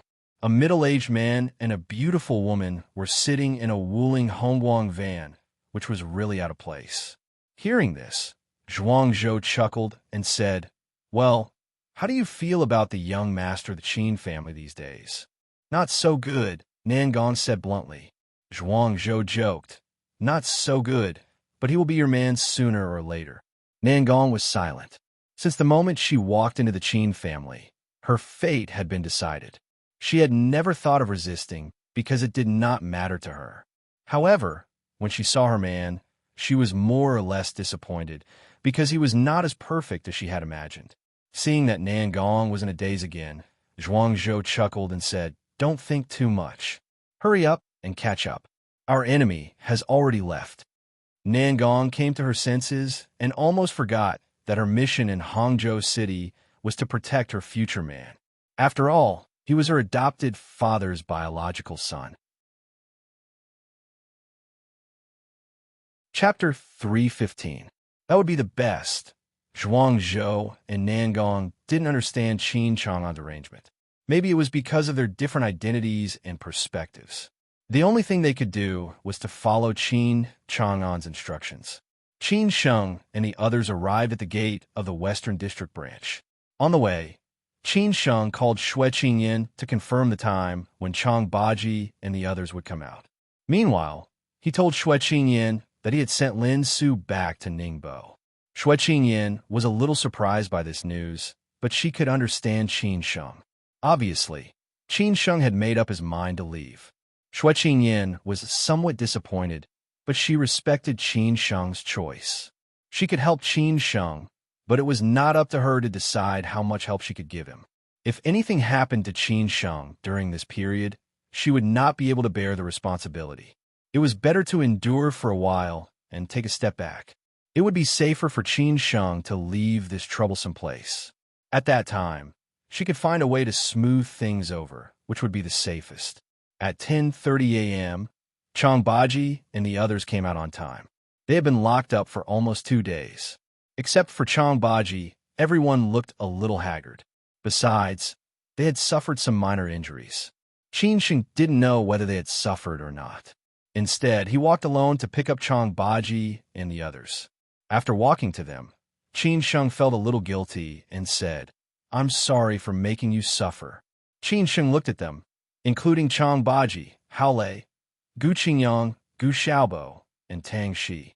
Qin Sheng couldn't protect himself now. But if he became brilliant one day, he would never forget these brothers who had suffered with him today. Hao Lei walked over and punched Qin Sheng's chest. "Don't be so polite. It's not like we haven't been locked up before. It's quite comfortable. It's like reliving an old dream." "Ha ha." Tang Shi grinned and said, "Brother Qin, it's okay. It's not a big deal. At least we vented our anger that day." Gu Xiaobo saw that Qin Sheng was wearing bright clothes. Obviously, he didn't come out just now. He was a little confused and asked, "Brother Qin, when did you come out?" "Yesterday morning." Qin Sheng answered honestly. Gu Xiaobo answered casually and stared at Qin Sheng suspiciously. As for what he was suspecting, only he knew. Gu Qingyang didn't say anything. Although it was his first time being locked up in the police station, he had not suffered much. But the policeman always talked alarmingly, which made him feel uncomfortable. Let's go. This is not a good place to talk. Chang Baji and Qin looked at each other. Both could see the worry in each other's eyes. He had already booked a room in the Four Seasons Hotel and prepared a new set of clothes for everyone so that they could take a shower and get rid of their bad luck. At the same time, he had also booked a private room in the Golden Sand Hall. For them, this meal was a welcoming banquet, but at the same time, it was also a farewell banquet. In the Golden Sand Hall of the Four Seasons Hotel at Westlake, Qin sat alone in the private room, smoking and waiting for everyone. He had already ordered the dishes and 2 bottles of red wine, waiting for everyone to take their seats. He was sitting alone in the Golden Sand Hall of the Four Seasons Hotel in Shizi Lake, smoking and waiting for the others. He had ordered dishes and 2 bottles of red wine, waiting for them to take their seats. 10 minutes later, they walked into the room and sat in their seats. Chang Baji sat on Qin left, and Hao Lei sat on his right. The others sat in turn. The waiters began to serve the dishes and distribute the wine. Qin looked at the crowd and said slowly, "Thank you for your help in Yuero Manor. I'm sorry for your hard work these days. Among all of you, I've known Hao Lei for the longest time, followed by Lao Chong and Tang Shi for the shortest time. However, none of you let me down. I don't like to beat around the bush to my own people, so I'll tell you the truth. Today, apart from welcoming you, I have something to discuss with you." They looked at each other and didn't know what Qin wanted to discuss with them. Other than Lao Chong and Hao Lei, the rest of you should still be wondering what kind of opponent has such great power to set up such a trap for me and make us suffer such a big loss. Qin looked at the other 3 people, who looked curious, and said, "It's a long story. Yin Chaozong was our opponent when we were in Shanghai. Because of this, we left Shanghai and came to Hangzhou. But we didn't expect him to chase us all the way to Hangzhou. Chu Huanqi might have had some conflicts with us, which made them hate us. So they joined hands with Yin Chaozong to deal with us. Now I've completely offended them." Gu Xiaobo squinted and asked, "Brother Qin, what are you going to do? I don't need to tell you about the power of the Chu family in Hangzhou and Zhejiang province. The Yin family's foundation is in Shanghai, which is equivalent to the Chu family's influence in Hangzhou City. The Chu family was originally from Ningbo, so they also have some influence in Zhejiang province. Now, they joined hands to deal with me. I don't think I have a foothold in Hangzhou City, so I plan to leave Hangzhou City. Otherwise, we will be in danger," Qin said bluntly. As soon as the news came out, except for Chang Baji, everyone was shocked. "Are you going to leave Hangzhou City?" Hao Lei was very surprised. He didn't expect that things would be so serious. Qin just got a foothold in Hangzhou City, but was forced to leave again. Gu Xiaobo looked disappointed and said, "Brother Qin, is there any other way?" "Yes, but I'm afraid we can't afford the price." "So this is the safest way," Qin answered honestly. Gu Xiaobo couldn't help but ask, "What should we do after you leave?" "Xiaobo," Chang Baji said discontentedly. Qin was not angry. He smiled and said, "Lao Chong, it's okay. Xiaobo is telling the truth. You follow me to Hangzhou City, so I naturally have to be responsible for you. After I leave, you have 2 choices. First, you can continue to stay in Hangzhou City. I've already told Mr. Chow that you can continue to work for him. He won't be affected. However, the only risk of this choice is that the Chu family and the Yin family may vent their anger on you. Second, you can lie low for a while. While I'm successful in my business there, I will inform you. You can continue to follow me there. What do you think?" Chang Baji said casually, "I'm fine with it. It's better to lie low until the limelight blows over." He had expected Qin to come this far. It should be the best choice. It was much better than being kicked out of Hangzhou after his bones were broken and he was trampled into the dust. Hao Lei hesitated for a while and said, "Then I'll go back to Xi'an for a while. I'll listen to you, senior uncle." Gu Qingyang also said he had no problem with that. After all, he had learned a lot in Hangzhou City, and he had not settled down yet. It was a good time for him to go back to Mount Tianmu and cultivate in peace. Gu Xiaobo and Tang, she did not say anything. Tang, she felt a little conflicted. After all, he was special among these people. It had not been a long time since he had been accepted into this core circle. He had accidentally caused trouble with them. He did not know whether Qin Sheng would approve of him or not, so he did not know how to express his attitude. Tang Shi, you're special. Besides, you're a native of Zhejiang province. If you want to follow me, you can also go to find me with them. If you don't want to, you can lie low for a while and then come out. Qin Sheng said, thoughtfully, not excluding Tang Shi. Hearing this, Tang Shi said firmly, Brother Qin, I, Tang Shi, am not very capable. I'm very touched that you think highly of me. I believe that you will be successful, so I want to follow you. Qin Sheng said happily, Okay, wait for my news. In addition, don't worry. I prepared some money for you to get through this difficult period. Don't refuse me. Otherwise, I won't feel at ease. Qin Sheng took out several bank cards from his pocket, each of which contained 500,000 yuan. He had borrowed them from Lin Su. Although Lin Su was already his woman, this was a different thing. He had to pay the money back in the future. Chang Baji did not refuse. He took a card first. The others did not refuse him, either. They followed him and took a card each. Qin Sheng said slowly, There are 500,000 yuan in each card. The password is 6/8. You can use them at will, but you'd better hold on until I settle down there. I don't want to leave Hangzhou City. Gu Xiaobo, who had not expressed his attitude, snorted. He finally fell in love with this colorful world. How could he be willing to go back to the deep mountains and forests of Mount Tianmu and live like a monk? Chang Baji was not satisfied with Gu Xiaobo's attitude. He said slightly angrily, You don't want to leave? Then I'll ask your master to invite you. Qin Sheng smiled bitterly and said, It's just for a period of time. Hearing Chang Baji's words, Gu Xiaobo was so scared that he did not dare to say anything. Obviously, he was completely disappointed with Qin Sheng. He had thought that he could get rich by following Qin Sheng, but now he became a stray dog. This kind of gap made him feel very uncomfortable. Chang Baji frowned and said, Where are you going after leaving Hangzhou City? Wuhan. I have some friendship with the Zhang family in the Two Lakes. They are influential in the Two Lakes. There is some distance between the Yangtze River Delta and the Zhang family. I should be able to avoid the trouble. Moreover, the Zhang family had some grudges with the Chu family before. They can protect me. Qin Sheng did not hide anything. He told the truth. This was his current plan. Chang Baji nodded. He had never worried about Qin Sheng's connections.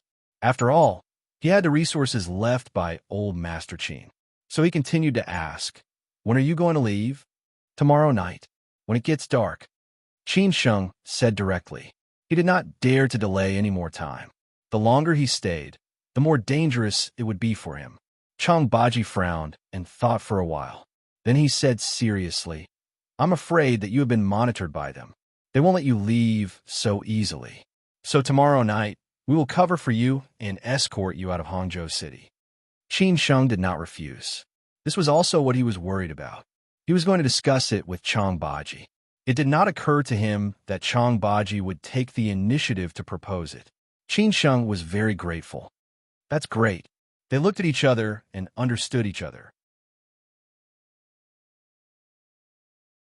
Chapter 316. On the eve of departure, a new month, looking for monthly votes, collections, tips, and support. Maybe it was because they would go their separate ways after this meal, and no one knew when they would get together again. Although Qin Sheng said so, no one knew what would happen in the future, so the atmosphere was somewhat depressing. No one expected that Qin Sheng, who had been so successful in Hangzhou City, would suddenly be so embarrassed that he was forced to leave the city. Gu Xiaobo was deeply touched. He thought that Qin Sheng was very powerful, but in fact, Qin Sheng was not as powerful as he had imagined, which made him quite disappointed. Thinking of what those people had said in the police station again, Gu Xiaobo hesitated. It was a welcoming banquet, as well as a farewell banquet. If Qin Sheng had not been in such a bad situation, he would have really wanted to get drunk with these brothers. Unfortunately, he dared not get drunk now, and had to stay sober all the time. So they just drank a bottle of red wine casually. After lunch, Gu Qingyang took Gu Xiaobo and Tang Shi back. Chang Baji told them to have a good rest, because they still had something to do tomorrow. In fact, everyone knew that they would escort Qin Sheng to leave Hangzhou City. Only Gu Xiaobo muttered a few words in a low voice. Chang Baji and Hao Lei stayed and did not leave. The two of them were closest to Qin Sheng and were also his most trusted friends. They had followed Qin Sheng from Xi'an to Shanghai and then to Hangzhou. Therefore, Qin Sheng would tell them everything. The three of them sat in the lobby bar of the Four Seasons Hotel and chatted. Hao Lei was still in a daze and asked, "Are you really going to leave Hangzhou City?" "I have no choice but to leave. I don't want to get Uncle Chow involved. Moreover, his foundation is in Hangzhou City, so it's impossible for him to stand against the Chu family and the Yin family. Moreover, he doesn't have the ability to face them. Although Sister Shui will help me, as you know, her situation is special. It's better not to get involved in these things. As for Uncle Zhuang, I haven't been able to contact him for a long time. As for the others, they are daydreaming, so I really have no choice. If I don't leave now, I will die here," Qin Sheng said honestly. Chang Baji said in a low voice, "According to Sun Tzu's Art of War, the best strategy is to leave. When you chose to confront Yin Chaozong at Yuerong Manor, you were already destined to end up like this. Actually, when you first met Yin Chaozong, you should have made this choice instead of lowering your head and admitting defeat. In the end, you realized that Yin Chaozong had no intention of letting you go. No matter what choice you made, he would still target you." Sai, this son of a B***TCH society, Hao Lei cursed. He was obviously very dissatisfied with God's arrangement. Qin Sheng laughed at himself and said, "Well, sometimes you have to admit it. If you don't, you have to pay the price. I admit it. China is so big. I don't believe there is no place for me. That's right. I believe that with your ability, you can make a name for yourself no matter where you go. Anyway, I, Hao Lei, have set my mind on you for the rest of my life. Don't even think about leaving me behind," Hao Lei said firmly. At least he had followed Qin Sheng and experienced many things that others could not experience or imagine. At least it was better than finding a job in Xi'an and living like a year. Moreover, Qin Sheng was his brother for so many years. Chang Baji sighed and said, "I've boarded a pirate ship by mistake. It's impossible for me to go down now. I can only wait for you to summon me." "Ha! Don't worry, I will definitely come back," Qin Sheng said with a burning gaze. At this time, Hao Lei thought of some trivial things and said, "What about Lin Su? What's your plan?" "I have already sent Lin Su back to Ningbo. She is the safest in the Lin family in Ningbo. Sai, she has suffered a lot with me. I can only wait to make it up to her in the future. I hope I will have this opportunity again," Qin Sheng said with a bitter smile. Hao Lei did not know whether to laugh or cry. He said, "I feel that Han Bing has suffered the most. It was not easy for her to decide to move from Shanghai to Hangzhou, but we have to leave before she even warms up. I don't know what she will think when she knows. By the way, there is also Su Qin. Isn't she in Hangzhou these days? Have you contacted her after you came out?" Qin Sheng was slightly surprised. He said casually, "I don't care about that anymore. After I leave, you can talk to them. I hope they can understand that I, Qin Sheng, am not a heartless person. I was just forced to do so."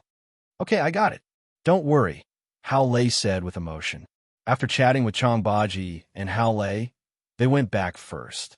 Qin Sheng went directly to Jiushi Rose Garden. Before he left, he at least had to say something to Chowda. After all, he could have his current position in Hangzhou because Chowda gave him a chance.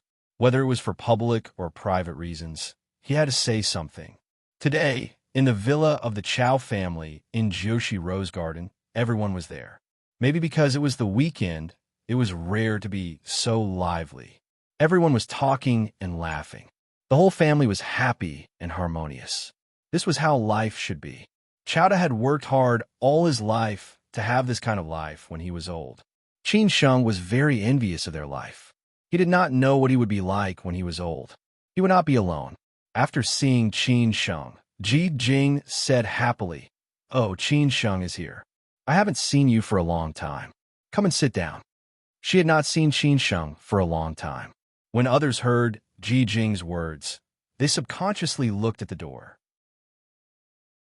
Then they noticed that Qin Sheng had come in. They greeted him one after another.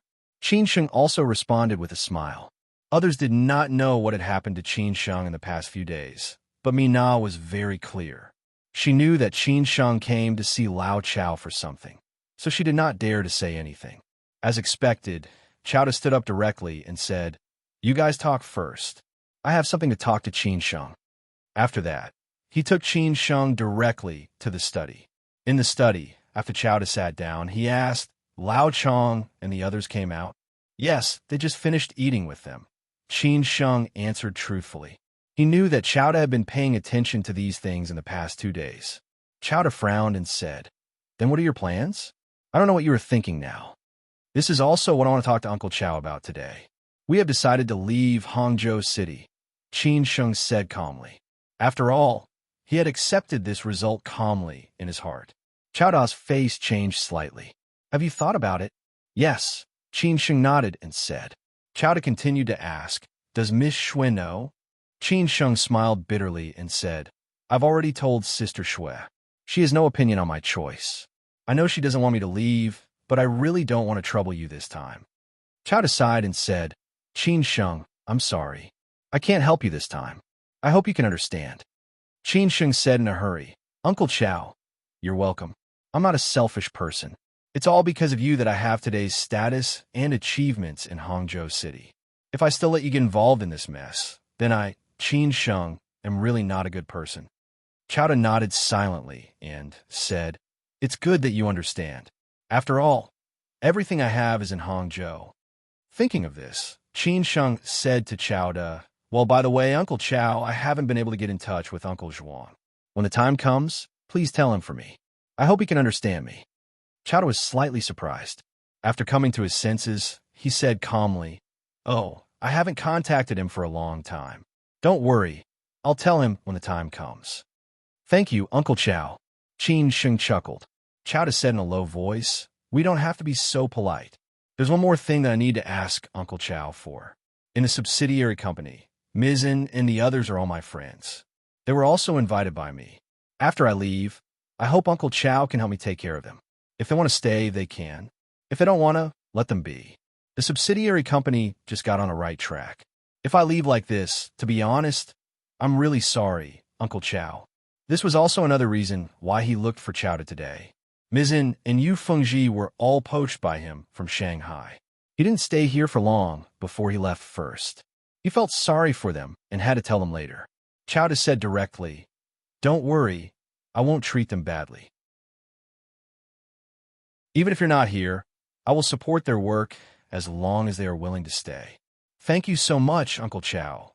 Qin Sheng was very pleased. Chowda gave Qin Sheng a cigarette, lit it, and said, "Now, have you arranged everything?" "Yes, everything is ready," Qin Sheng replied. Chowda said thoughtfully, "When are you leaving?" "Tomorrow night," Qin Sheng said in a low voice. Chowda was very surprised. He didn't expect Qin Sheng to be so anxious. After thinking about it, it was reasonable.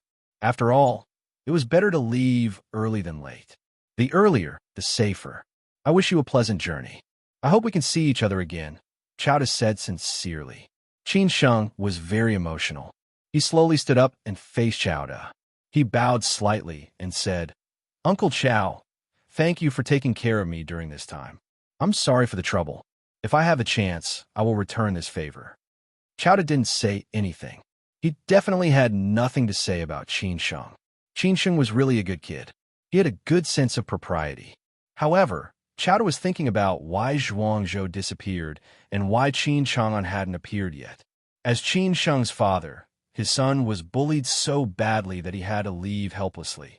How could he stand it? Perhaps Qin Chang'an had his own considerations. After Qin Sheng and Chowda came out of the study, the living room was still very lively. Chao Zhang played with Yu'er, Mina made fun of Chowing, and Ji Jing looked at them with a smile, occasionally interrupting. When the two men came down from upstairs, they stopped playing and looked at them. Qin Sheng said thoughtfully, "First aunt, second aunt, I'm leaving Hangzhou City tomorrow. I'll come to see you when I have the chance. Thank you for taking care of me during this time." Hearing this news, everyone was instantly shocked. The smile on their faces also subconsciously froze. No one expected that Qin Sheng would suddenly leave. Qin Sheng smiled at everyone and said, "Then I'll go first." Chao had personally sent Qin Sheng out. The others still hadn't recovered from the news, but everyone could see that behind Qin Sheng's smile, there was pressure and vicissitudes that did not match his age. It seemed that he was slightly hunched when he walked. Alas, everyone's life is different. It depends on the path you choose. In the evening, Qin Sheng invited Ms. In, Yu Fengji, and Liu Yuan to dinner. He said goodbye to those who should be said, hoping that everyone could understand. Chapter 3:17. There's nothing left. Farewell was inevitable. It was not good to leave without saying goodbye. At noon, Qin Sheng and Chang Baji said goodbye to Hao Lei and the rest. In the evening, Qin Sheng said goodbye to Ms. In, Yu Fengji, and Liu Yuan.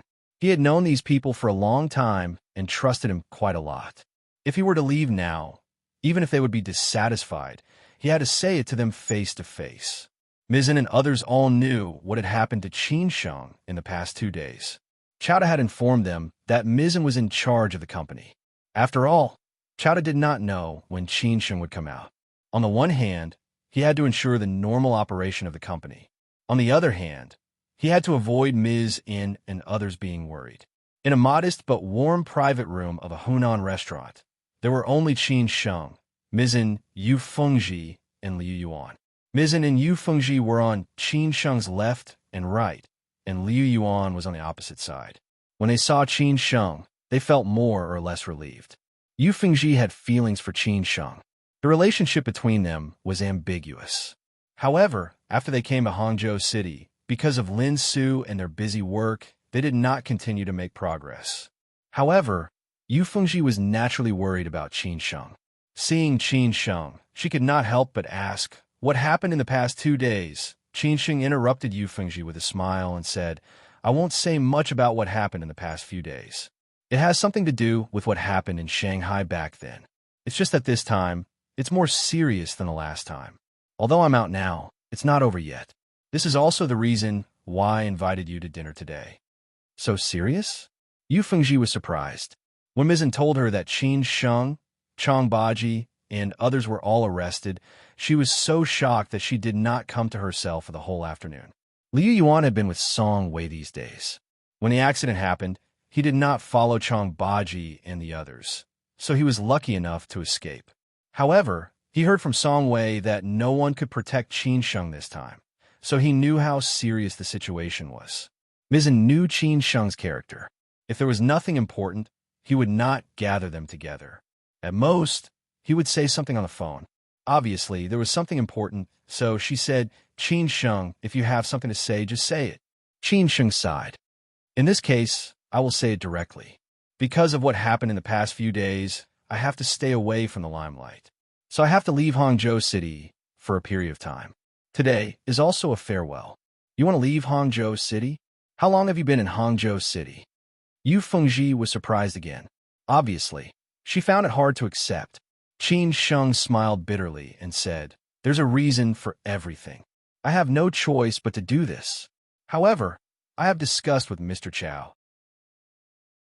Even if I am not in Hangzhou, Mizzen will be fully responsible for the subsidiary.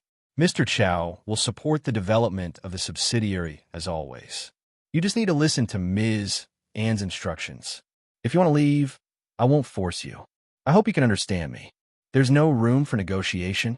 Yu Fengji asked. Qin Sheng shook his head. His meaning was obvious. Yu Fengji looked disappointed. Since Qin Sheng said so, it was obvious that he had no other choice. Mizzen accepted it calmly. "Well, anyway, you should be careful outside. You don't have to worry about the subsidiary company in Hangzhou. I will stay here, unless there comes a day when the work here is no longer suitable for me. At that time, I will choose another one. What about you?" Qin Sheng looked at Liu Yuan and Yu Fengji. Liu Yuan shook his head and said, "I have no objection. I will listen to your arrangement. I hope you can come back soon." Yu Fengji was very unhappy, but she had no choice. She could only say, "Well, I will stay here and wait for you to come back. All right, let's stop talking nonsense. The dishes are getting cold. Let's eat quickly. You must be starving." Qin Sheng smiled and did not want to make the atmosphere so sad. At least this time, he still had a chance to say goodbye to them, unlike last time. In a food stall on Dangyun Road in the Gongju district, Gu Xiaobo and Gu Qingyang were drinking to drown their sorrows. Chang Baji and Hao Lei were nowhere to be found. Gu Xiaobo was a little depressed, so he could only drink with Gu Qingyang. Qingyang, what's your plan? Do you really want to leave Hangzhou? Gu Xiaobo said reluctantly. Gu Qingyang was very honest. He said in a low voice, after Brother Qin leaves, senior uncle will definitely leave. Why should we stay in Hangzhou? If they don't let us go, it will be more dangerous for us to stay. Gu Xiaobo drank a cup of wine and snorted. That's Qin Sheng's business. It has nothing to do with us. They won't vent their anger on us. Gu Qingyang frowned slightly and said, We'd better be careful. Where are you going? Back to Mount Tianmu? Gu Xiaobo asked. Gu Qingyang nodded and said yes. It's quieter in the mountain. The big city is too impetuous. It's not suitable for us here. I don't want to go back. I think it's good to stay in Hangzhou. What can we do in Mount Tianmu? We are not young anymore. We have to plan for the future, Gu Xiaobo said frankly. Gu Qingyang hesitated for a while and said, Then you go and talk to senior uncle. Even if you don't want to go back to the mountain, don't stay in Hangzhou. Brother Qin left you 500,000 yuan. You could travel around the country. If you don't have enough money, I can lend you some. Let me think about it, Gu Xiaobo said with a confused mind. Gu Qingyang drank up the last bit of wine in his cup and said, Let's not drink anymore. It's so late. I'm afraid that senior uncle will be angry if we don't go back. You go back first.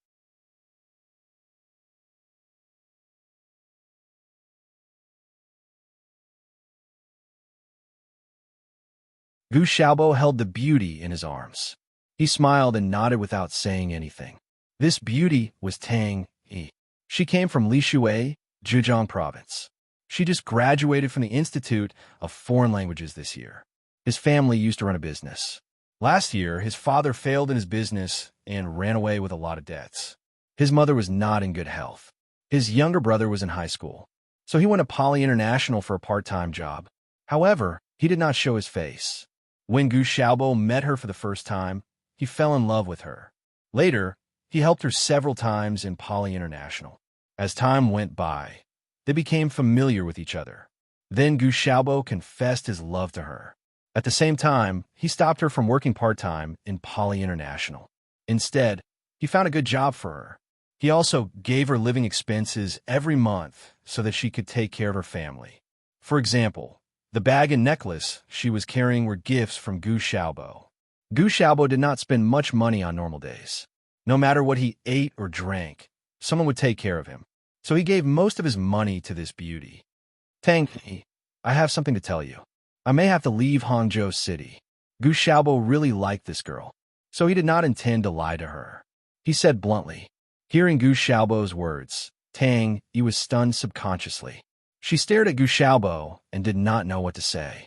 After she came to herself, she said with tears in her eyes, Oh, I see. If it were in the past, she would definitely ask why. However, after her family had changed and her ex had abandoned her, she had become very strong. Since Gu Xiaobo said so, he must have his reasons. She did not want to ask more. If you're willing to wait for me, I will come back. Or you can come to me at that time. Seeing Tang Yi crying, Gu Xiaobo felt sad and said. Then he took out the bank card and handed it to Gu Xiaobo. This is 500,000 yuan. You can use it first. You can come to me if it is not enough. Tang Yi laughed at herself and said, I just want to find someone who really likes me, loves me, and protects me. If you want to leave Hangzhou City, I don't want your money. If I want to make money, I can continue to work part-time. Although it is a little tiring to earn money, I will feel at ease. Hearing this, Gu Xiaobo's mind went blank instantly. He knew better than anyone else what kind of place that kind of place was. Tang Yi could keep her chastity by herself now. But as time went by, who knew what would happen? Why did he ask Tang Yi to leave Poly International? Wasn't it because he did not want her to wallow in the mire with those girls? If he really left Hangzhou City and Tang Yi went back to that kind of place, who knew what would happen without his protection? At the thought of his beloved girl being held in the arms of another man, Gu Xiaobo felt a piercing pain in his heart. He gritted his teeth and said, Don't worry. I will think of another way. After they walked out of the bar, Gu Xiaobo wanted to send Tang Yi back. However, Tang Yi, who was injured, insisted on taking a taxi back by herself. Gu Xiaobo had no choice but to watch her leave in the car. After Tang Yi left, Gu Xiaobo walked on the street in a daze. It started to drizzle again. However, Gu Xiaobo had no time to care about it. His future was gone. His love was gone. He had nothing left. Could he really let go like this? At this time, an inconspicuous Toyota Camry stopped beside Gu Xiaobo. A man got out of the car and said in a deep voice, "Are you Gu Xiaobo?" Chapter 3:18. Take action ahead of time. Chapter 3:17. Take action. Begging for monthly tickets, begging for collection. Parting was always sad, but reuniting was also happy.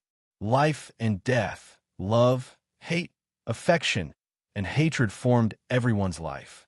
If life was really as dull as stagnant water, what was the point? Outside the Hunan cuisine restaurant, Qin Sheng, Mizhen Yu Fengji, and Liu Yuan stood in the parking lot. They didn't know when they would meet again, just like the last time they met in Shanghai, 9 months later. However, at that time, Qin Sheng left without saying goodbye. This time, he took the initiative to say goodbye. Mizhen took the initiative to hug Qin Sheng and said, "Be careful." Qin Sheng nodded silently. Liu Yuan also patted Qin Sheng's shoulder and said goodbye. Thinking of Qin Sheng's naive appearance when he just entered Shangshan Ruoshui, Liu Yuan sighed with emotion. At that time, he was more or less unconvinced. Until today, he understood that his life was different from Qin Sheng's. Yu Fengji was the last one. At this time, her heart was like an overturned seasoning bottle with mixed feelings. She held Qin Sheng tightly and didn't want to separate, for fear that she would never see Qin Sheng again. Qin Sheng patted Yu Fengji's shoulder and teased her on purpose. "Don't be so sad. I'm not the one who has a terminal illness." Yu Fengji smiled and said, "At this time, you are still in the mood to joke. I really admire you. However, no matter where you are, I will miss you." After saying that, Yu Fengji raised her head without hesitation and left a deep kiss on Qin Sheng's face. Then she let go of Qin Sheng without any reluctance.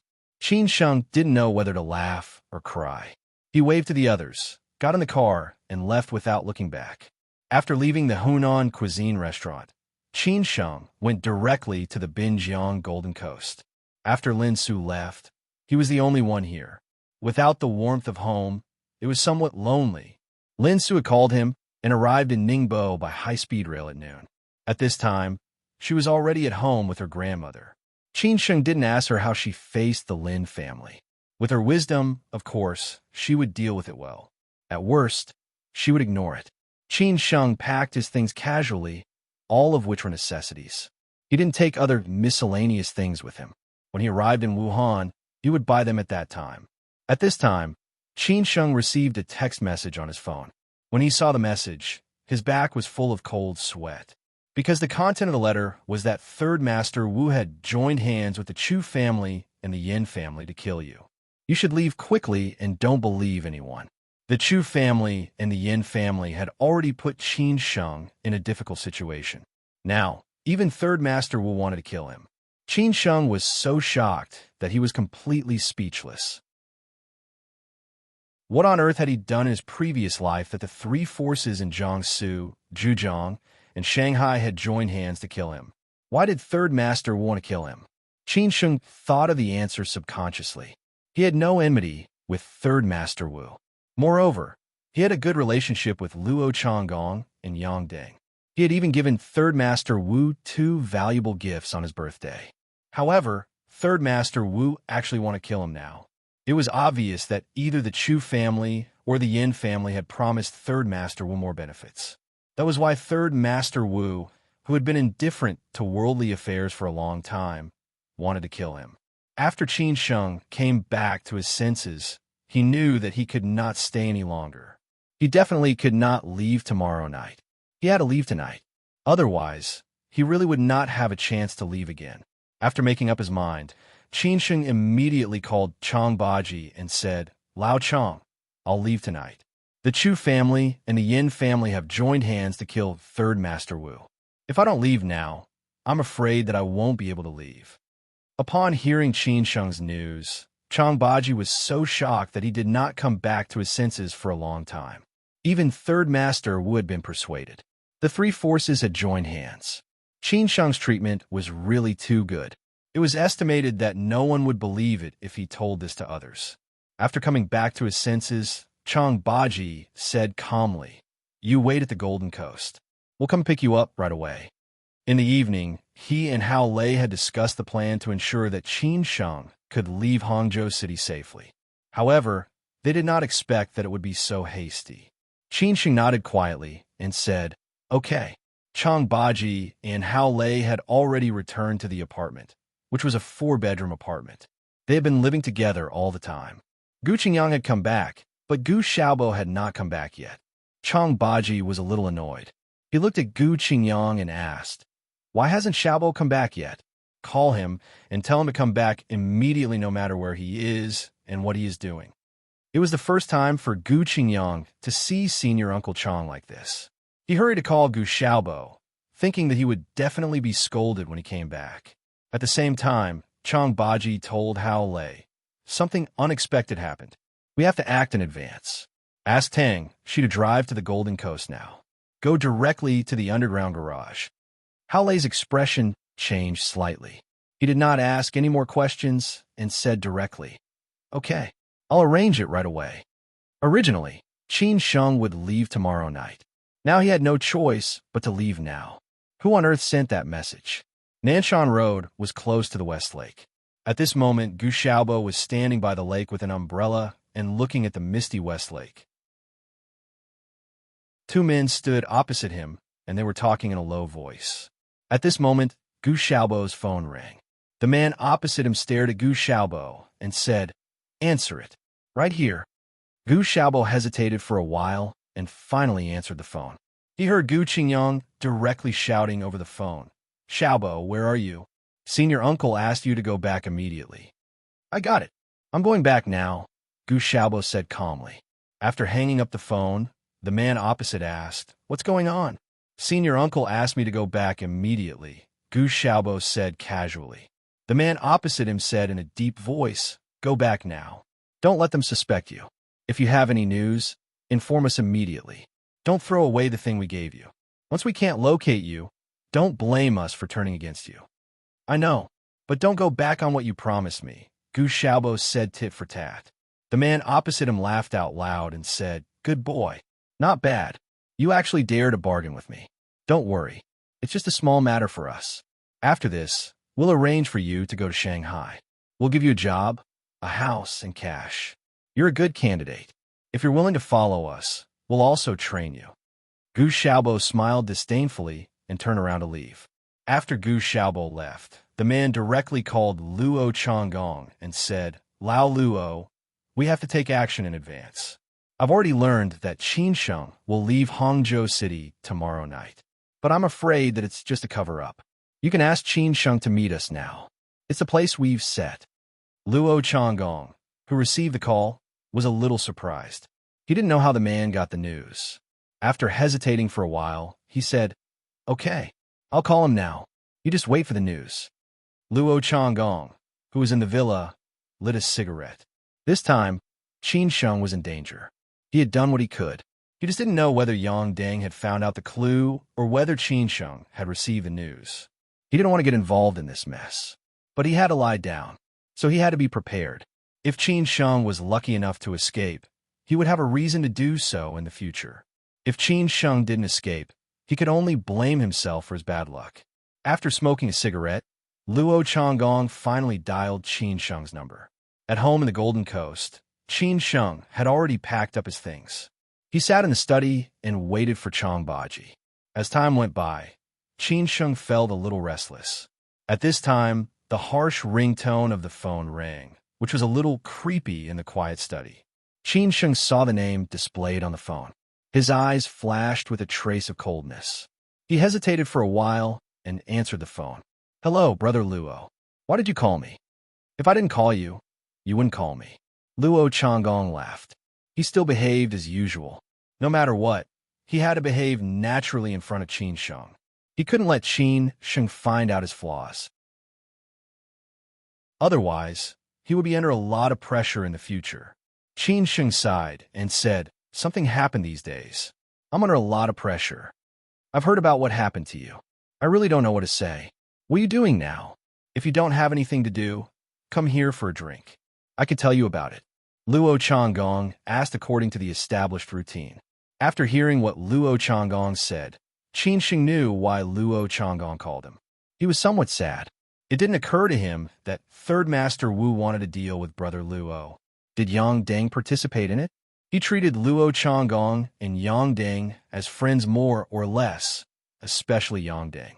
If Yang Deng stabbed him in the back at this time, Qin Sheng would feel very uncomfortable. Qin Sheng was a little depressed. He restrained his impulse and said, "I'm fine now. Tell me the address. I'll go there in a minute." "Okay, I'll text you the address. Let's talk later." Luo Changgong heard that Qin Sheng agreed. He felt a little uneasy. It seemed that Qin Sheng still didn't know. If Qin Sheng really went there, he would be in danger tonight. If something happened, he would be the scapegoat. It was really a F***king thing. After hanging up the phone, Qin Sheng sighed. He was naive enough to think that he treated others as his friends. Even if others didn't treat him as their friends, they would not hit him when he was down at the critical moment. But what was the truth? In fact, this society was very complicated. People like Luo Changgong didn't have any real friends at all. They only had the most practical interests. In fact, he could understand it more or less. If this was the order given by Third Master Wu, Brother Luo could only give up on him. He was as weak as an ant. Anyone could give him up and step on him at the same time. He was as strong as a lion. No one dared to offend him. They would even be afraid of him. Now he was just an ant. When could he become a lion? After hanging up the phone, Luo Changgong immediately reported to the Yin family and the Chu family. He has agreed. He's going there now. We can start to prepare. Li Qingfeng, who was in charge of this matter in the Chu family, said doubtfully, "It can't be that easy. I think there's something wrong. Let's have a try first." Luo Changgong said casually. Chang Baji and Hao Lei drove to the Golden Coast first before Gu Xiaobo came back. Meanwhile, they asked Gu Qingyang to pick Gu Xiaobo up. In this way, they wouldn't waste too much time. Tang Shi was already on his way. Half an hour later, Chang Baji and the others all arrived at the Golden Coast. The three cars all went into the underground garage. Chang Baji and Hao Lei went upstairs to pick Qin Sheng up. The others stayed in the underground garage. When the Yin family found that Gu Xiaobo appeared at the Golden Coast, they knew that something bad would happen. Chapter 319. Life and Death Escape. Luo Changgong was in charge of Third Master Wu. Li Qingfeng was in charge of the old monk, and Hulan, the trusted right-hand man of Second Uncle Yin, was in charge of the Yin family. He was a man who had worked hard from Inner Mongolia to Shanghai for 15 years. Meanwhile, Yin Chaozong sent Feng He to cooperate with him. Yin Chaozong and Chu Huanxi, who were supposed to be the protagonists, had been excluded. They just needed to wait for the news. No one believed that Qin Sheng could be so lucky again with such a strong lineup. Hulan and Feng He were still in the villa of the Yin family in Hangzhou. They were confused when they saw Gu Xiaobo's location in the Golden Coast on the map. Feng He frowned and said, "Uncle Lan, he won't cheat, will he? Moreover, his girlfriend is still in our hands. I don't believe that he dares to play dirty." Hulan was a middle-aged man in his 40s. Like most of the men in the north, he had a stocky build and was 1.9 meters tall. However, most people were deceived by this man's appearance and thought that he was a boorish man who was brave but not astute. In fact, he was quite shrewd and experienced. He had done a lot of meritorious deeds for the Yin family over the years. Even the arrogant Feng, he called him Uncle Lan, which showed that this man had a high position in the Yin family. Feng He said suspiciously. He answered the phone just now and said that Chang Baji asked him to go back. How could he be in the Golden Coast now? Qin Sheng is not in the Golden Coast. He should be on his way to Longjing village. How would he be there? Hulan thought for a while and immediately ordered, "Call your men who are monitoring Qin Sheng in the Golden Coast. I'll call Luo Changgong right now and see if Qin Sheng will set off." A few minutes later, both of them came back after the call. Feng frowned and said, "Uncle Lan, people in the Golden Coast said that Qin Sheng did not come out. 3 cars drove into the underground parking lot and are now parked downstairs. This should be Chang Baji and Gu Xiaobo." Luo Changgong called Qin Sheng, but he did not answer. Oh no, he is going to escape. Hulan immediately realized that something was wrong and ordered, "Feng He, you go there with your men. I'll discuss with Luo Changgong and Li Qingfeng. Keep in touch." "Okay, I'll go there right now." Feng He nodded and immediately led his men to the Golden Coast. Luo Changgong was relieved that Qin Sheng did not answer his call. Apparently, Qin Sheng had already received the news, but he also had a plan. How could Qin Sheng face it? In the Golden Coast, after Chang Baji and Hao Lei walked into Qin Sheng's house, Qin Sheng had been waiting for a long time. He only brought along the necessities, such as his wallet and mobile phone. Everything else was left here. This house was found by Uncle Zhuang. Even if he had to deal with it later, he would definitely pack up their things. "Is everything?" Chang asked. "How in Chang and in Chang?" "There's nothing to clean up," Qin Sheng said as he looked at the two of them with interest. Chang Baji and Hao Lei were wearing the same clothes. Chang Baji and Hao Lei were wearing hats and masks, so it was impossible to tell them apart. Hao and Baji's man and Yin Ping. Chang Baji threw the bag in his hand to Qin Sheng and said, "Change into these clothes. Let's go. I'll tell you the specific plan later." Qin Sheng took out the clothes from the bag thoughtfully. Then he understood why Chang Baji and Hao Lei were wearing the same clothes. Qin Sheng certainly knew what Chang Baji meant. It was like Naruto's shadow doppelganger in Naruto's shadow doppelganger, which could confuse the audience and make it impossible to know which one was the real one. A few minutes later, Qin Sheng changed into the clothes. The three of them put on their hats and masks at the same time. Except that Chang Baji was taller than them, they looked the same. "Let's go," Chang Baji said in a low voice after they looked at each other. At this time, Chang Baji told Qin Sheng the specific plan. Then Chang Baji called Gu Qingyang and asked them to wait at the elevator. When Qin Sheng, Chang Baji, and Hao Lei went downstairs, Gu Qingyang, Gu Xiaobo, and Tang Shi had changed into the same clothes and were waiting for them at the elevator. It was impossible to be monitored here, so Chang Baji arranged casually. "I'll drive a car alone. Tang Shi and Hao Lei, you take the same car. Qingyang and Xiaobo, you take Qin Sheng away. You should know the plan. Be careful when you change cars. Don't be discovered. Hao Lei and Tang Shi, you just go south. Don't worry about anything else.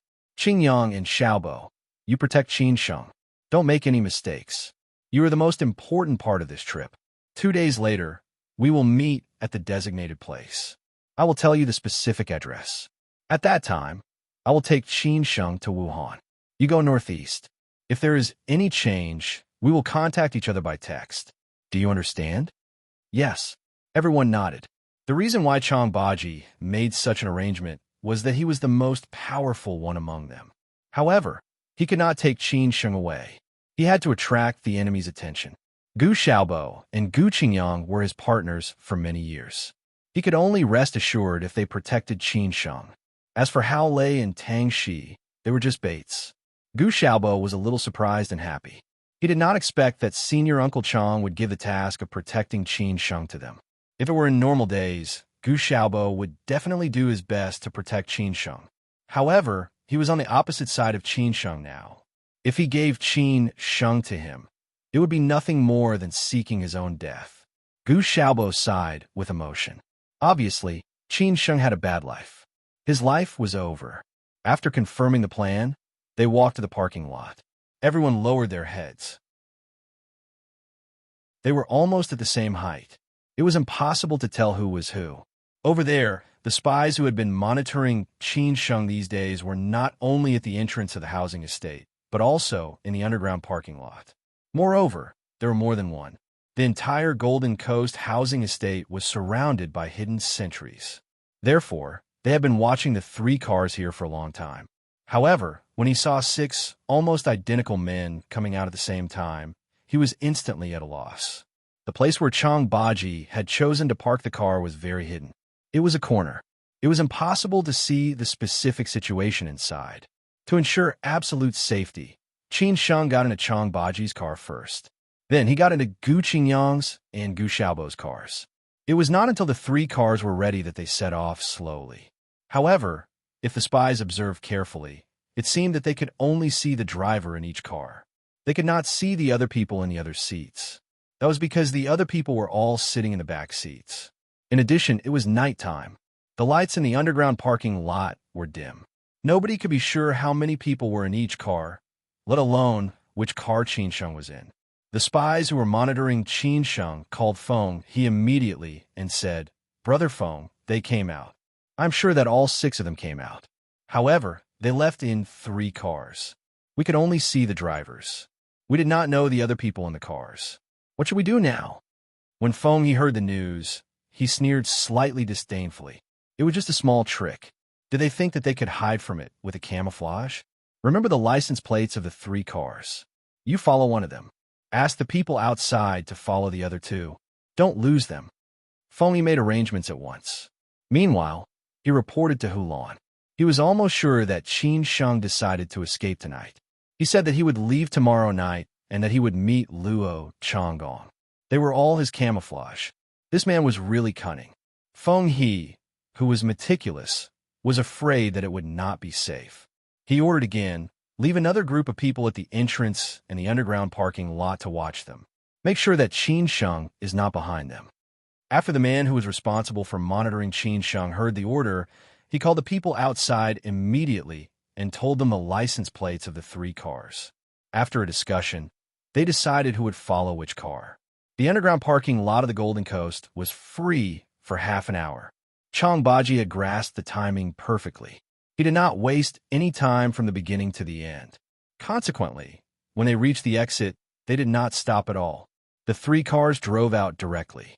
After they got out of the parking lot, the first car driven by Gu Qingyang went to the left. The second car driven by Chang Baji went to the right. The third car driven by Hao Lei went to the right. In this detail, Chang Baji showed his manipulation again, which was reverse psychology. The people who were monitoring them definitely thought that Qin Sheng would drive one of the 2 cars. At that time, if Qin Sheng really sat in the car, he would be under less pressure. When there was a policy, there was a countermeasure. Third Master Wu, the Chu family, and the Yin family would unite to deal with Qin Sheng. It was like a lion fighting a rabbit. Consequently, they put enough chips in their hands. There were several groups of people following Qin Sheng. They were afraid that they would lose track of Qin Sheng. They were not afraid of being discovered by Qin Sheng at all. This was an overt plot, not a conspiracy. Consequently, the people who were monitoring them had already arranged everything. When the 3 cars got out, each car had a car following them in an instant. In order to make sure that they would not lose track of Qin Sheng, Zhuangzhou and Nangong, who had been guarding outside, had already felt something was wrong.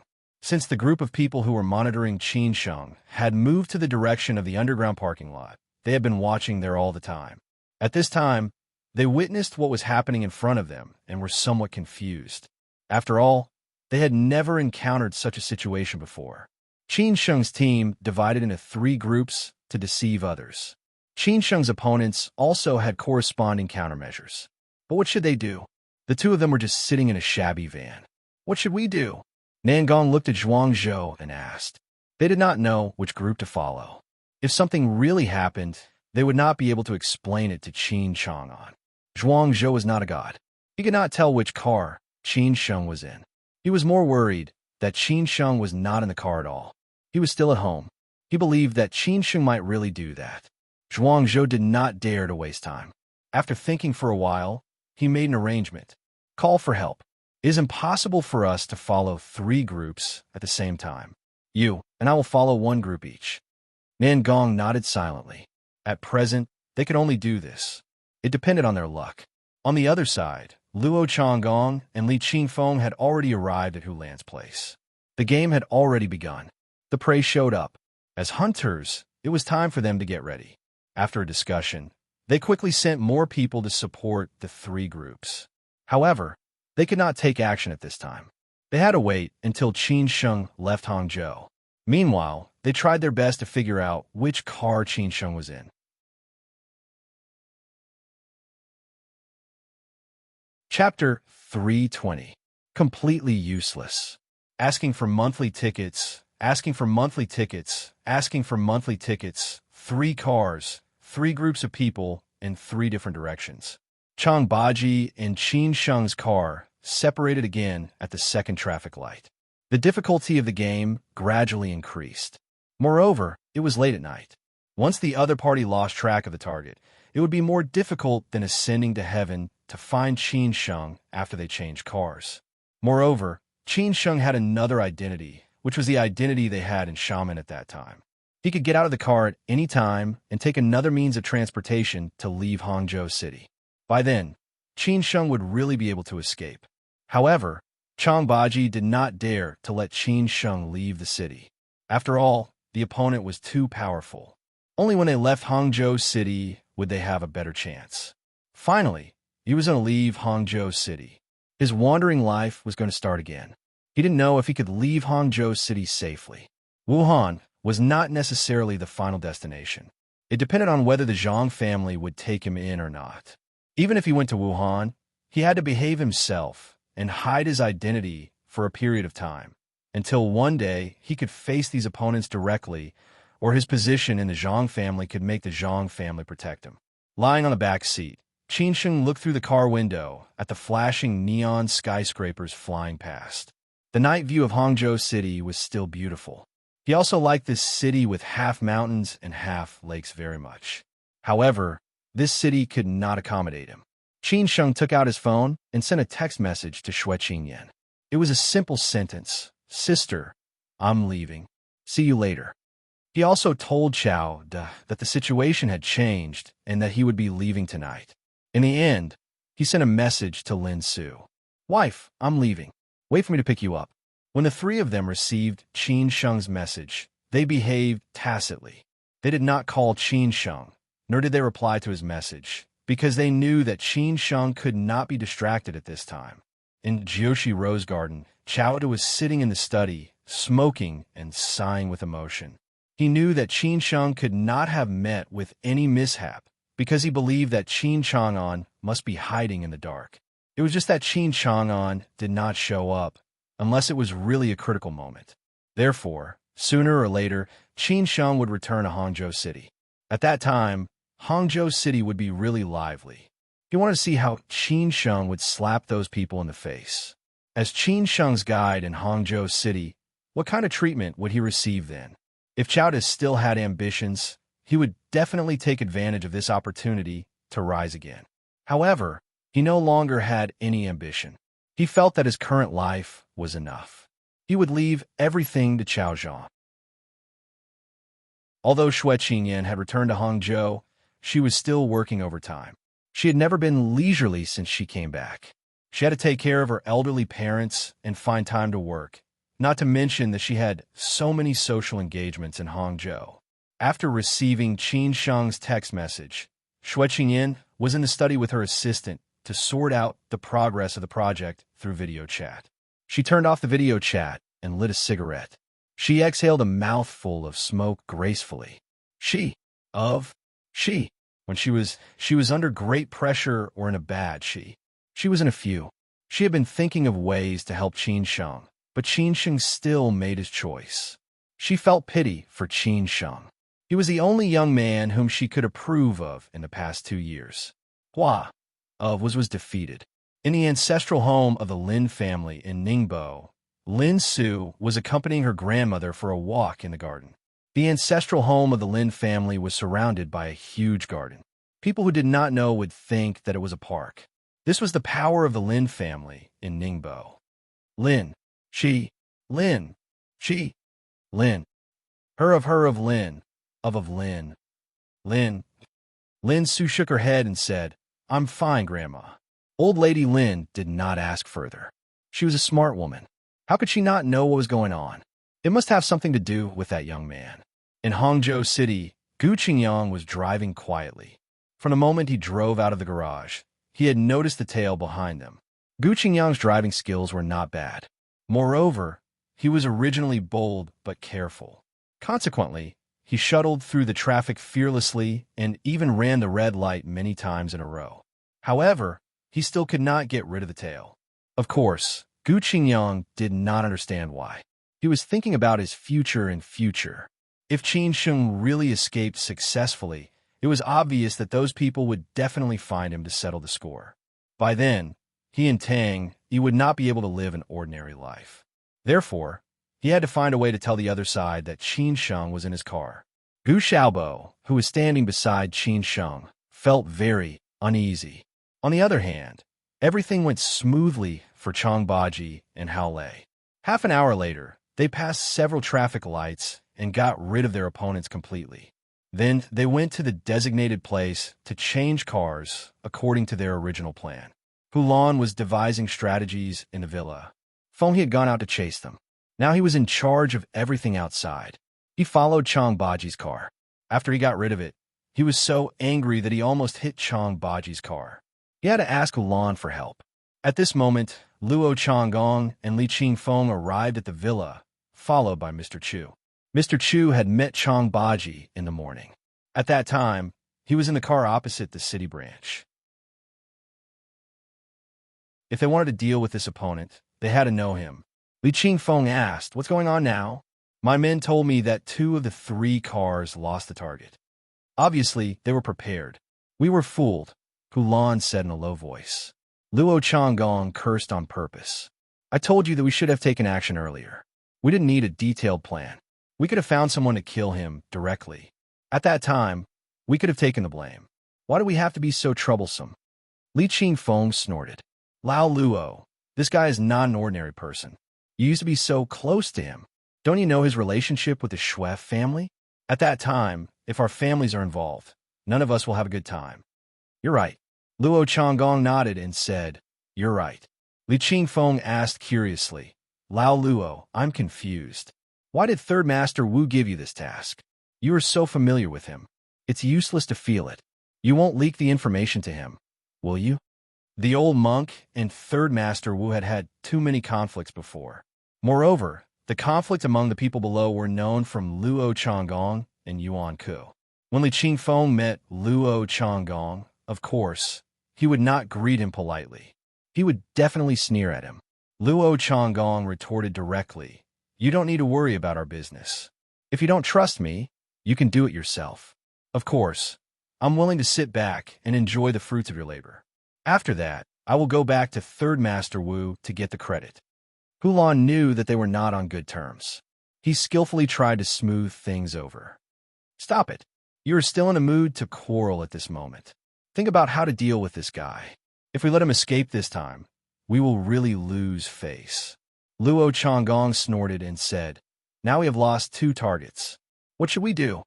Li Qingfeng said disapprovingly, "How can we lose them? As long as he is driving instead of flying away, we can find him. I will contact the Municipal Public Security Bureau right now and find out where they are with the road surveillance. You just wait." Hulan was quite satisfied. The Chu family and Third Master Wu had been deeply rooted in Zhejiang province for so many years. They did have this kind of power. Hulan said thoughtfully, "After we find out who they are, we should not beat the grass to scare the snake. Let's wait until we leave Hangzhou City. Let's figure out which target Qin Sheng is first." Luo Changgong said casually, "Not beat the grass to scare the snake. We also need to figure out the target. It seems a little difficult. Do you have any ideas?" Of course, Hulan would not tell Li Qingfeng and Luo Changgong easily. He did not trust them at all. He only needed them to do it at that time. After Hulan calmed down, he looked at Chu Sikong, who was beside Luo Changgong, and said respectfully, "Mr. Chu, we have to rely on you this time." He could ignore Luo Changgong, but he had to take Mr. Chu seriously. Mr. Chu was not an ordinary person. Even if there were 2 of him, he might not be a match for Mr. Chu. Li Qingfeng also said in a hurry, "Mr. Chu, we have to rely on you. Chu Sikong chuckled and said, "Leave Chong Baji to me. As for the rest, you deal with it yourselves. I will not care about it." Upon hearing this, Hulan and Li Qingfeng felt relieved. They were most afraid of Chong Baji, who was really a tough guy. If they ran into Chong Baji, none of them might be able to defeat him, unless they played dirty or used firepower. However, it was too risky. Luo Changgong was somewhat worried. Chong Baji was really powerful. He had seen him in Boss underground boxing field. That was definitely not Chong Baji's most powerful strength. He had also heard from Boss that Chong Baji had beaten everyone in his training base like a dog. Nobody dared to challenge Chong Baji. However, Mr. Chu, who was in front of him, was not an ordinary person. He had followed the old master for so many years. Except for that time when he was careless, no one had defeated him. In the past, he had followed the old master into many dangerous places. The most interesting time was that he had accompanied the old master to Chaos Han alone and escaped unscathed. In this case, if Chong Baji ran into Mr. Chu, what would the result be? At present, Luo Changgong was worried about Chong Baji. After all, Mr. Chu was really powerful.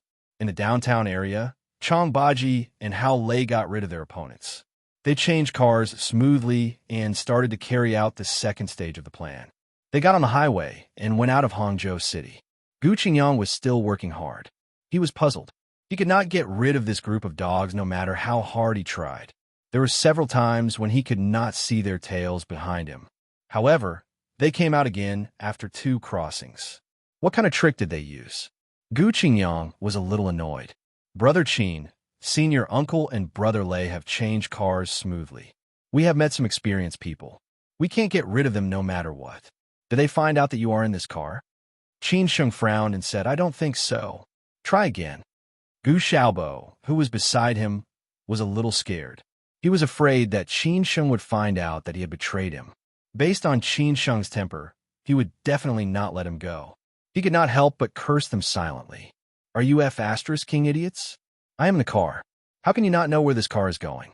Why are you following us so closely?" It was unknown whether Gu Xiaobo's curse worked or something else. Gu Qingyang tried again. After 3 crossings, he finally got rid of his opponents completely. Gu Qingyang said happily, "We made it. Let's change cars." Qin Sheng finally let out a sigh of relief. Gu Xiaobo also felt relieved. 20 minutes later, they arrived at an underground parking lot. There was a car arranged by Chong Baji here. Gu Xiaobo suddenly said, "I'm going to pee over there. I can't hold it anymore." Qin Sheng and Gu Qingyang did not think much. Moreover, Gu Xiaobo did not go far. He just peed behind the car. However, they did not know that Gu Xiaobo took advantage of this opportunity to send a short message to the other side. "He is in my car."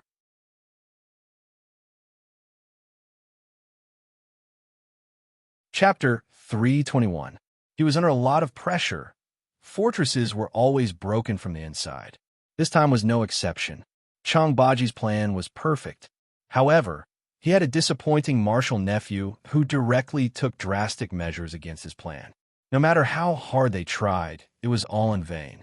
If Chong Baji knew this, would he spit blood out of anger? He might have to deal with Chong Baji himself. However, he did not know whether he would have this opportunity. After all, Chu Sikong was waiting for him. After sending the text message, Gu Xiaobo quickly pulled up his pants and ran back. They found a car arranged by Chong Baji. Gu Xiaobo restrained his uneasiness and said casually, "Let's go." Qin Sheng did not doubt Gu Xiaobo. He trusted Gu Qingyang and Gu Xiaobo. However, he felt a little uneasy, but he did not know why. The 3 of them changed into new jackets and put on their caps before they swaggered off.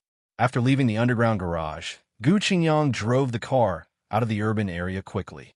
Then he directly got on the round-the-city expressway. After that, he transferred to the Hangchang Expressway and headed for Wuhan. When a night view of Hangzhou City was getting farther and farther away, Qin Sheng, who was sitting in the back seat, finally did not need to hide anymore.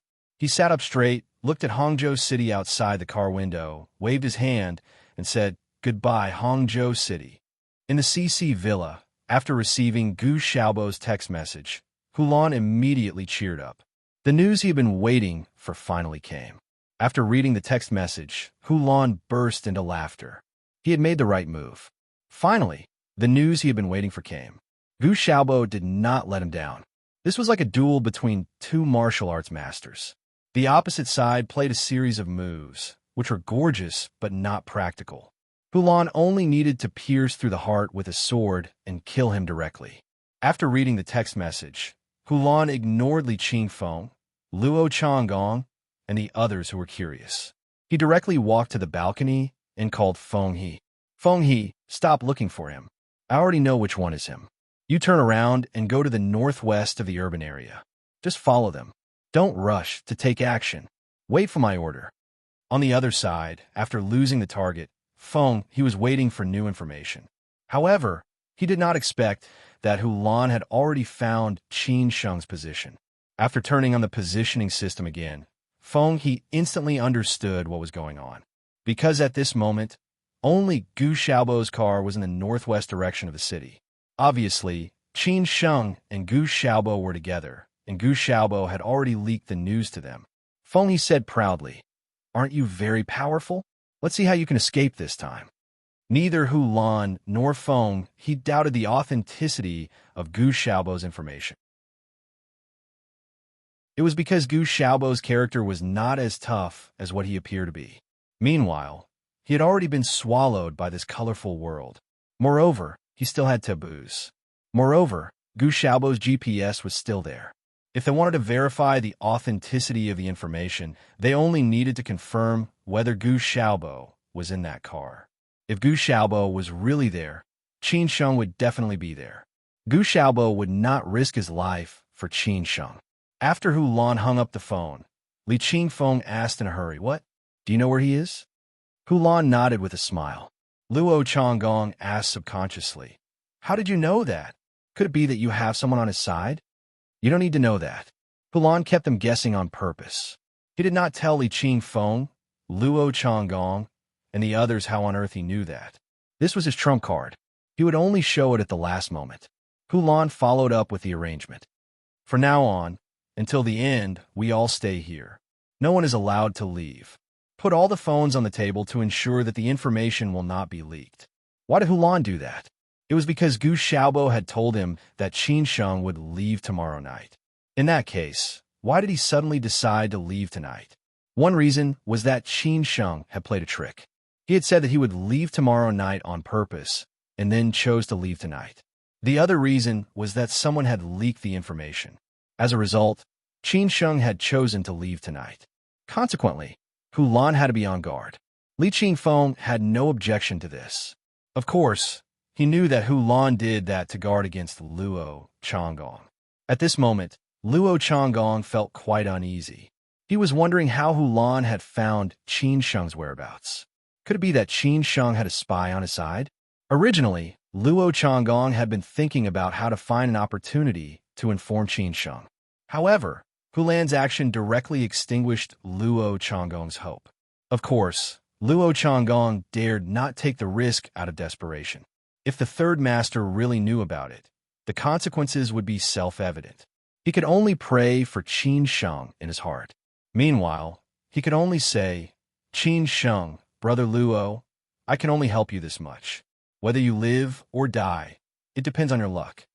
Luo Changgong replied quite generously, "Okay, I have no objection. In case you suspect me." Hulan replied quite generously. Hulan smiled happily as he said, "Lao Luo, you think too much. I'm just doing this for the sake of safety. In this way, we can finish this earlier." Li Qingfeng stared at Luo Changgong. He really did not know why the Yin family would involve Third Master Wu in this. Qin Sheng was just a nobody. Why did they need to mobilize so many people? In fact, he could kill Qin Sheng alone. After Hulan finished arranging these things, he looked at Mr. Chu and said in a low voice, "Mr. Chu, it's time for you to take action. Feng He will contact you." Mr. Chu smiled gently and went out directly. Hulan believed that wherever Qin Sheng was, Chang Baji would be there. He definitely did not expect that Chang Baji was not with Qin Sheng at the moment. It was just a lucky shot. After Mr. Chu left, Hulan made another arrangement. This time, Li Qingfeng, Luo Changgong, and Hulan all brought absolute masters with them. This was a big death package prepared for Qin Sheng. There were 6 people in total. Each family chose 2 masters. They could set off now. At that time, when they met Feng He and Mr. Chu, they would definitely make Qin Sheng die without a burial place. Gu Xiaobo had betrayed them. Qin Sheng, who only had Gu Qingyang to protect him, could live for so long? After all, the mantis stalks the cicada, unaware of the oriole behind. Who dared to ignore Qin Chang'an? Zhuangzhou and Nangong's deployment was completely disrupted by Chang Baji's perfect plan. In order to avoid alerting the enemy, they had been hiding behind. However, now that Qin Sheng and Chang Baji had separated into 3 groups, Zhuangzhou and Nangong really did not know which one was Qin Sheng. Their only target was Qin Sheng. As for the other's life and death, it had nothing to do with them. According to the original arrangement, Zhuangzhou and Nangong chose one group respectively. They were lucky enough to follow Chang Baji and Qin Sheng all the way. However, since the spies arranged by Chang Baji and Nangong had lost them, of course, they, who were hiding in the dark, also lost them. Zhuangzhou and Nangong had to give up this plan and choose the second one. What was the second plan? That was to give up following Qin Sheng and choose to follow the Chu family and the Yin family. They had been sending people to monitor the Yin family and the Chu family in order to know what was going on there at any time. In this way, they could have all the countermeasures. The only shortcoming of this plan was that these people could not find Qin Sheng, nor could they find him. At that time, they would completely lose Qin Sheng. Unless Qin Sheng escaped and showed up with the identity he had in Xiamen, they could not confirm Qin Sheng's position again. However, during this period, if Qin Sheng had an accident, they did not know how to explain it to Qin Chang'an. After confirming that both of them had lost their targets, Zhuangzhou and Nangong made a phone call and discussed, "This is the only way." Nangong replied, "I will report it to my foster father right now. I hope he can understand. It seems that Qin Sheng has been well prepared. He should be able to leave safely." Zhuangzhou nodded silently and said, "You call him first. Then I will go to meet you. We can only wait for the news from the CC Villa." He hoped that Qin Sheng could leave safely. He could not allow what happened in Mount Jihua last time to happen again, which was too risky. More than 10 minutes later, Nangong and Zhuangzhou met. They took the same car again and went to the CC Villa, ready to watch over there in person. Zhuangzhou asked casually, "What did he say?" Nangong replied, "Honestly, my foster father said that we should carry out our plan first. When it is absolutely necessary, he will use his official connections." Hearing Nangong's words, Zhuangzhou was relieved. If Qin Chang'an used his official connections, he did not believe that the other side would dare to mess around. However, Qin Chang'an's plan would be disrupted. He might have to reconcile with Qin Sheng in advance. In the Sihuan of the Qin family in Sizhou City, Qin Sheng's early departure from Hangzhou City also attracted Qin Chang'an's attention. He knew what had happened in Hangzhou City during this period of time. Qin Ren also knew it. She had already taken a plane back from Europe. If he had not stopped Qin Ran would have taken action with the help of the Zhu family. If Qin Ran really did that, there would be no turning back for the whole thing. That was because he did not want the Zhu family to know the news about Qin Sheng, let alone others. Although Qin Ran had relented, she had given him an ultimatum. She wanted to know Qin Sheng's news at all times. If what happened in Mount Jihua last time happened to Qin Sheng again, the father and the daughter would never see each other again. Therefore, Qin Chang'an was under great pressure. Therefore, after Nangong called him and told him about the current situation, Qin Chang'an said that, "Master, don't worry. Young master will be fine." Gongsun comforted Qin Chang'an. If something happened to Qin Sheng again, not only would the relationship between Qin Ran and Qin Chang'an break up completely, the Zhu family would not spare Qin Chang'an after knowing the whole thing. Qin Chang'an did not say anything. After this incident, he would definitely reconcile with Qin Sheng. However, would Qin Sheng hate him when he knew all this? In Hangzhou City, when Nangong and Zhuangzhou were on their way to CC Villa, they received a call from the surveillance team. Chu Sikong left Cici Villa with 6 people. Nangong and Zhuangzhou immediately realized that Qin Sheng's whereabouts might have been exposed, because they had found out Chu Sikong's background. He was the top master under 3rd Master Wu's command. Since he appeared in Hangzhou City, his target was certainly Qin Sheng, because Chang Baji was with Qin Sheng. After a discussion, they immediately arranged their subordinates to catch up with Chu Sikong. They rushed to Hangzhou City immediately. At this time, Qin Sheng, who was still on the Hangzhou-Qinsha Expressway, did not know that danger was coming. He thought that he had left Hangzhou City safely. On the other side, Chang Baji had also gotten on the expressway. He took the Hangzhou Expressway. Eventually, they would meet in Huangmei County in Hubei, which was the only intersection point of the 2 routes.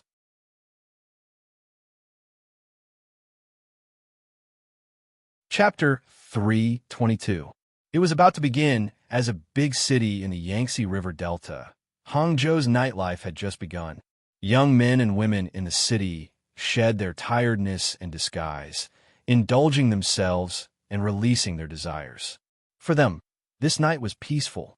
But for Qin Sheng, this night was destined to be special. Because of Qin Sheng, many people couldn't sleep peacefully at night. Because of Qin Sheng, many people had to cheer up at night.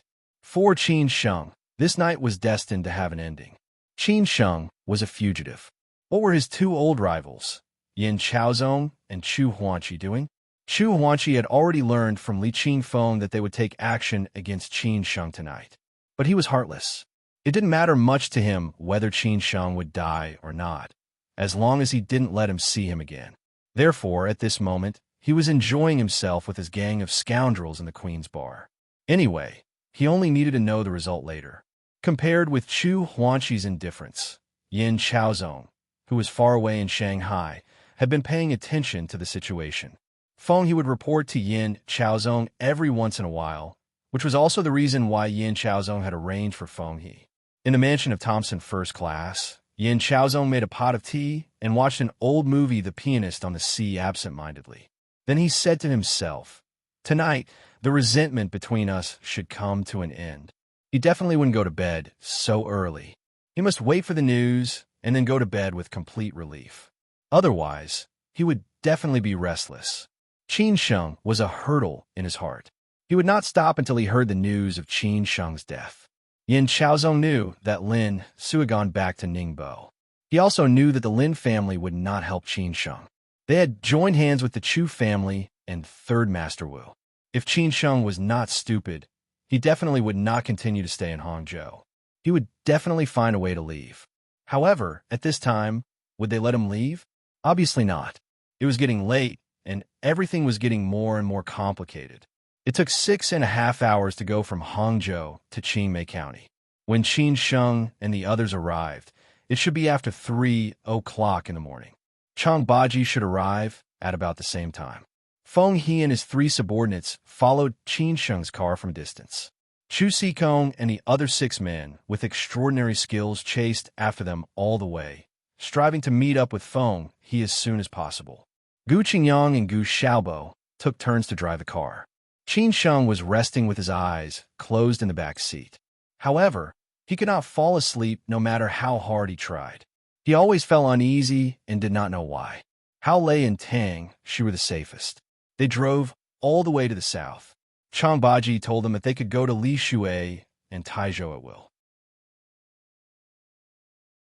After that, they would find a place to get off and wander around for a few days before making other plans.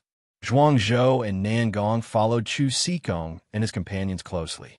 Qin Sheng would not guess that their whereabouts had been exposed, let alone know that Feng He was following them. Naturally, Chu Sikong and his companions would not know that there was another group of people behind them. Chang Baji was very cautious.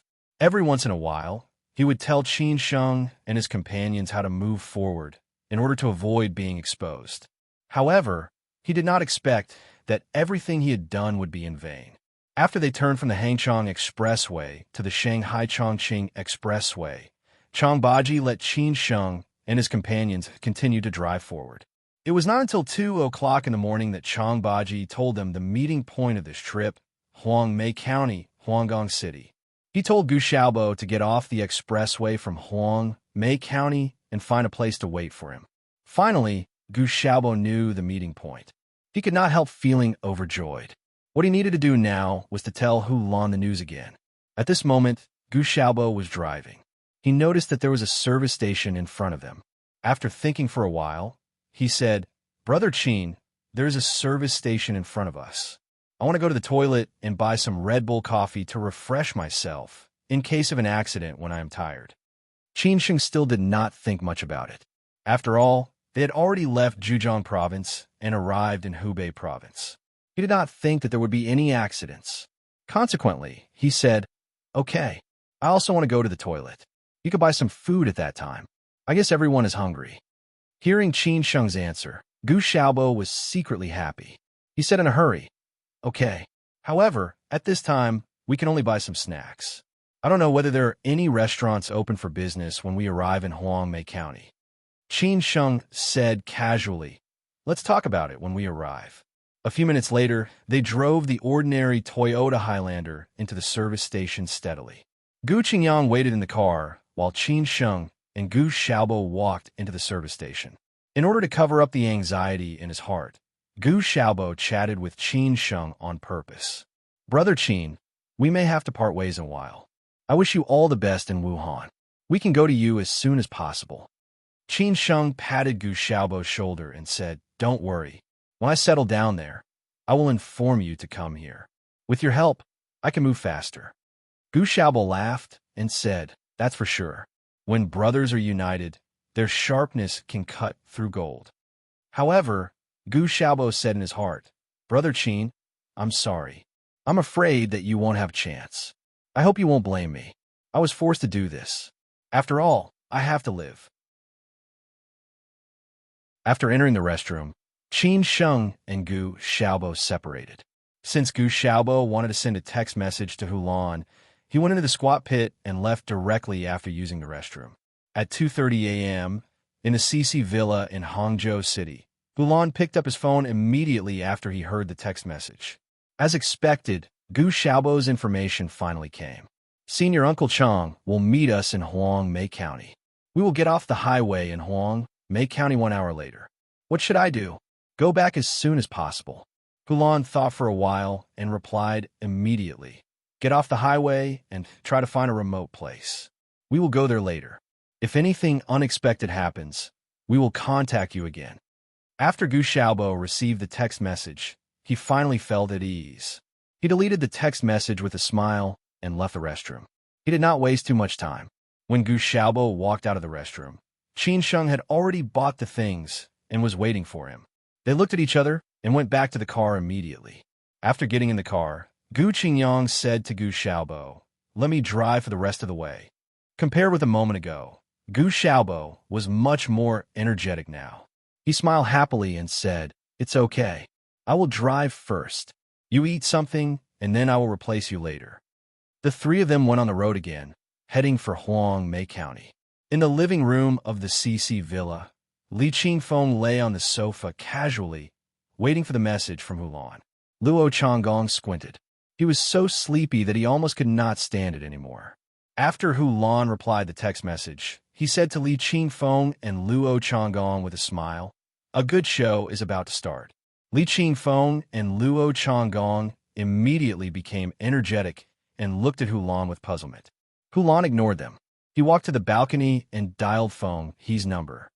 "They will meet Chang Baji in Huang, Mei County. Inform Mr. Chu that we will take action in Huang, Mei County. Chang Baji will be handed over to him. You should kill Qin Sheng. Be careful." "Got it. I promise I will complete the task." Feng He was eager to have a try. An hour later, Gu Xiaobo got off the highway from Huang, Mei County according to Chang Baji's arrangement. After that, he parked the car on the roadside outside the exit of the highway. They started to discuss. "Brother Qin, where are we going now?"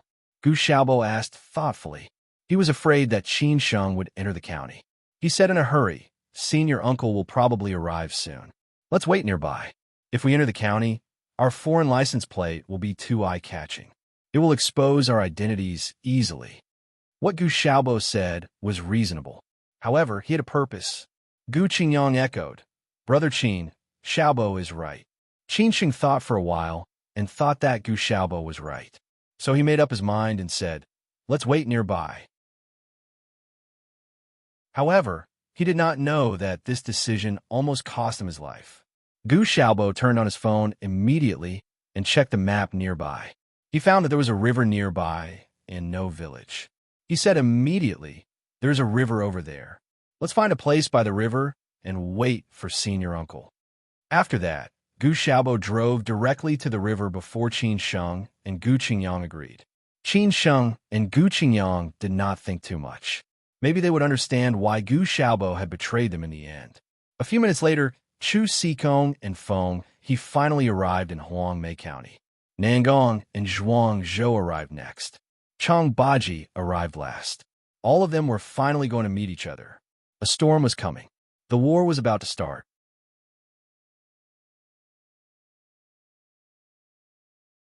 Chapter 323. Why? Qin Sheng was really careless this time. It never occurred to him that Gu Xiaobo would betray him. After all, Gu Xiaobo just came out this morning and decided to leave in advance in the evening.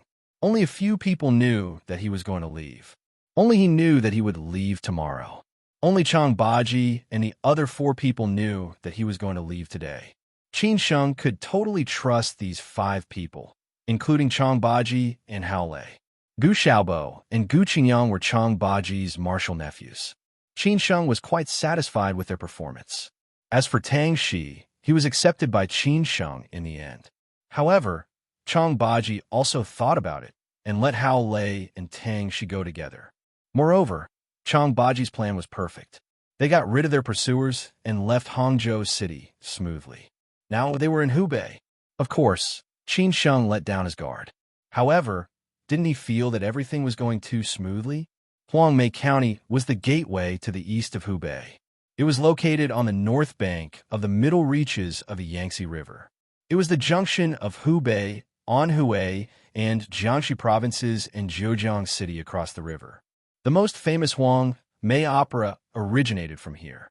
The river where Qin Sheng and the others were now was a small tributary of the Yangtze River. If they went south along this river, they could directly reach the Yangtze River. At this moment, they parked the car by the river. The 3 of them got out of the car to smoke and waited for Chang Baji. Qin Sheng had already called Chang Baji. Chang Baji would arrive in about 10 minutes. Qin Sheng also told Chang Baji the specific location. Brother Qin, take care of yourself in the future. If you need help, we can go there at any time. Gu Qingyang, who was not good with words, said thoughtfully. Gu Xiaobo smiled and said, Qingyang, don't be so sad. We left Hangzhou City smoothly, didn't we? With your ability, you can make a name for yourself wherever you go. We are waiting for you to be glorious. At that time, we will go there to eat and drink well. Qin Sheng knew their characters very well. He smiled and said, according to Lao Chang, you don't need to go back to Hangzhou City. He will take you to Xi, and for a period of time. He is deeply rooted in Xi'an. You don't need to worry about anything. Gu Qingyang said excitedly, yes. I've often heard my master and senior uncle talk about the life in Mount Zhongnan. I've always been looking forward to it. Now, I can go there and meet the grand ancestor. He had always been curious about what kind of person could teach such powerful people as his master and senior uncle. Gu Xiaobo's eyes lit up when he heard about the old ancestor. He was a legendary figure that they all wanted to meet. For them, the old ancestor was like a legendary old immortal. If they could meet him once in their lives, it would be worth it, but he was destined not to see it. From the moment he agreed to the other side, they were no longer on the same path. From now on, there was no turning back. Thinking of the old immortal who was his grandfather's best friend, Qin Sheng smiled and said, if you have the opportunity to meet the old ancestor, you will understand what kind of person has experienced and what kind of life to be so indifferent. In terms of seniority, I have to call Lao Chang senior brother, and you have to call me martial uncle. Many of my skills were taught by my ancestor. Brother Qin, is it true? Gu Qingyang asked in surprise. It did not occur to him that Qin Sheng had such a relationship with them. Qin Sheng chuckled and said, why would I lie to you? It's just that I haven't formally acknowledged him as my master." Hearing this, Gu Xiaobo could not help but tremble in his heart. He suddenly thought of a key question. If his master knew this, would he get even with him? However, there was no turning back. While Qin Sheng was chatting happily, Chu Sikong and Feng He arrived with their men.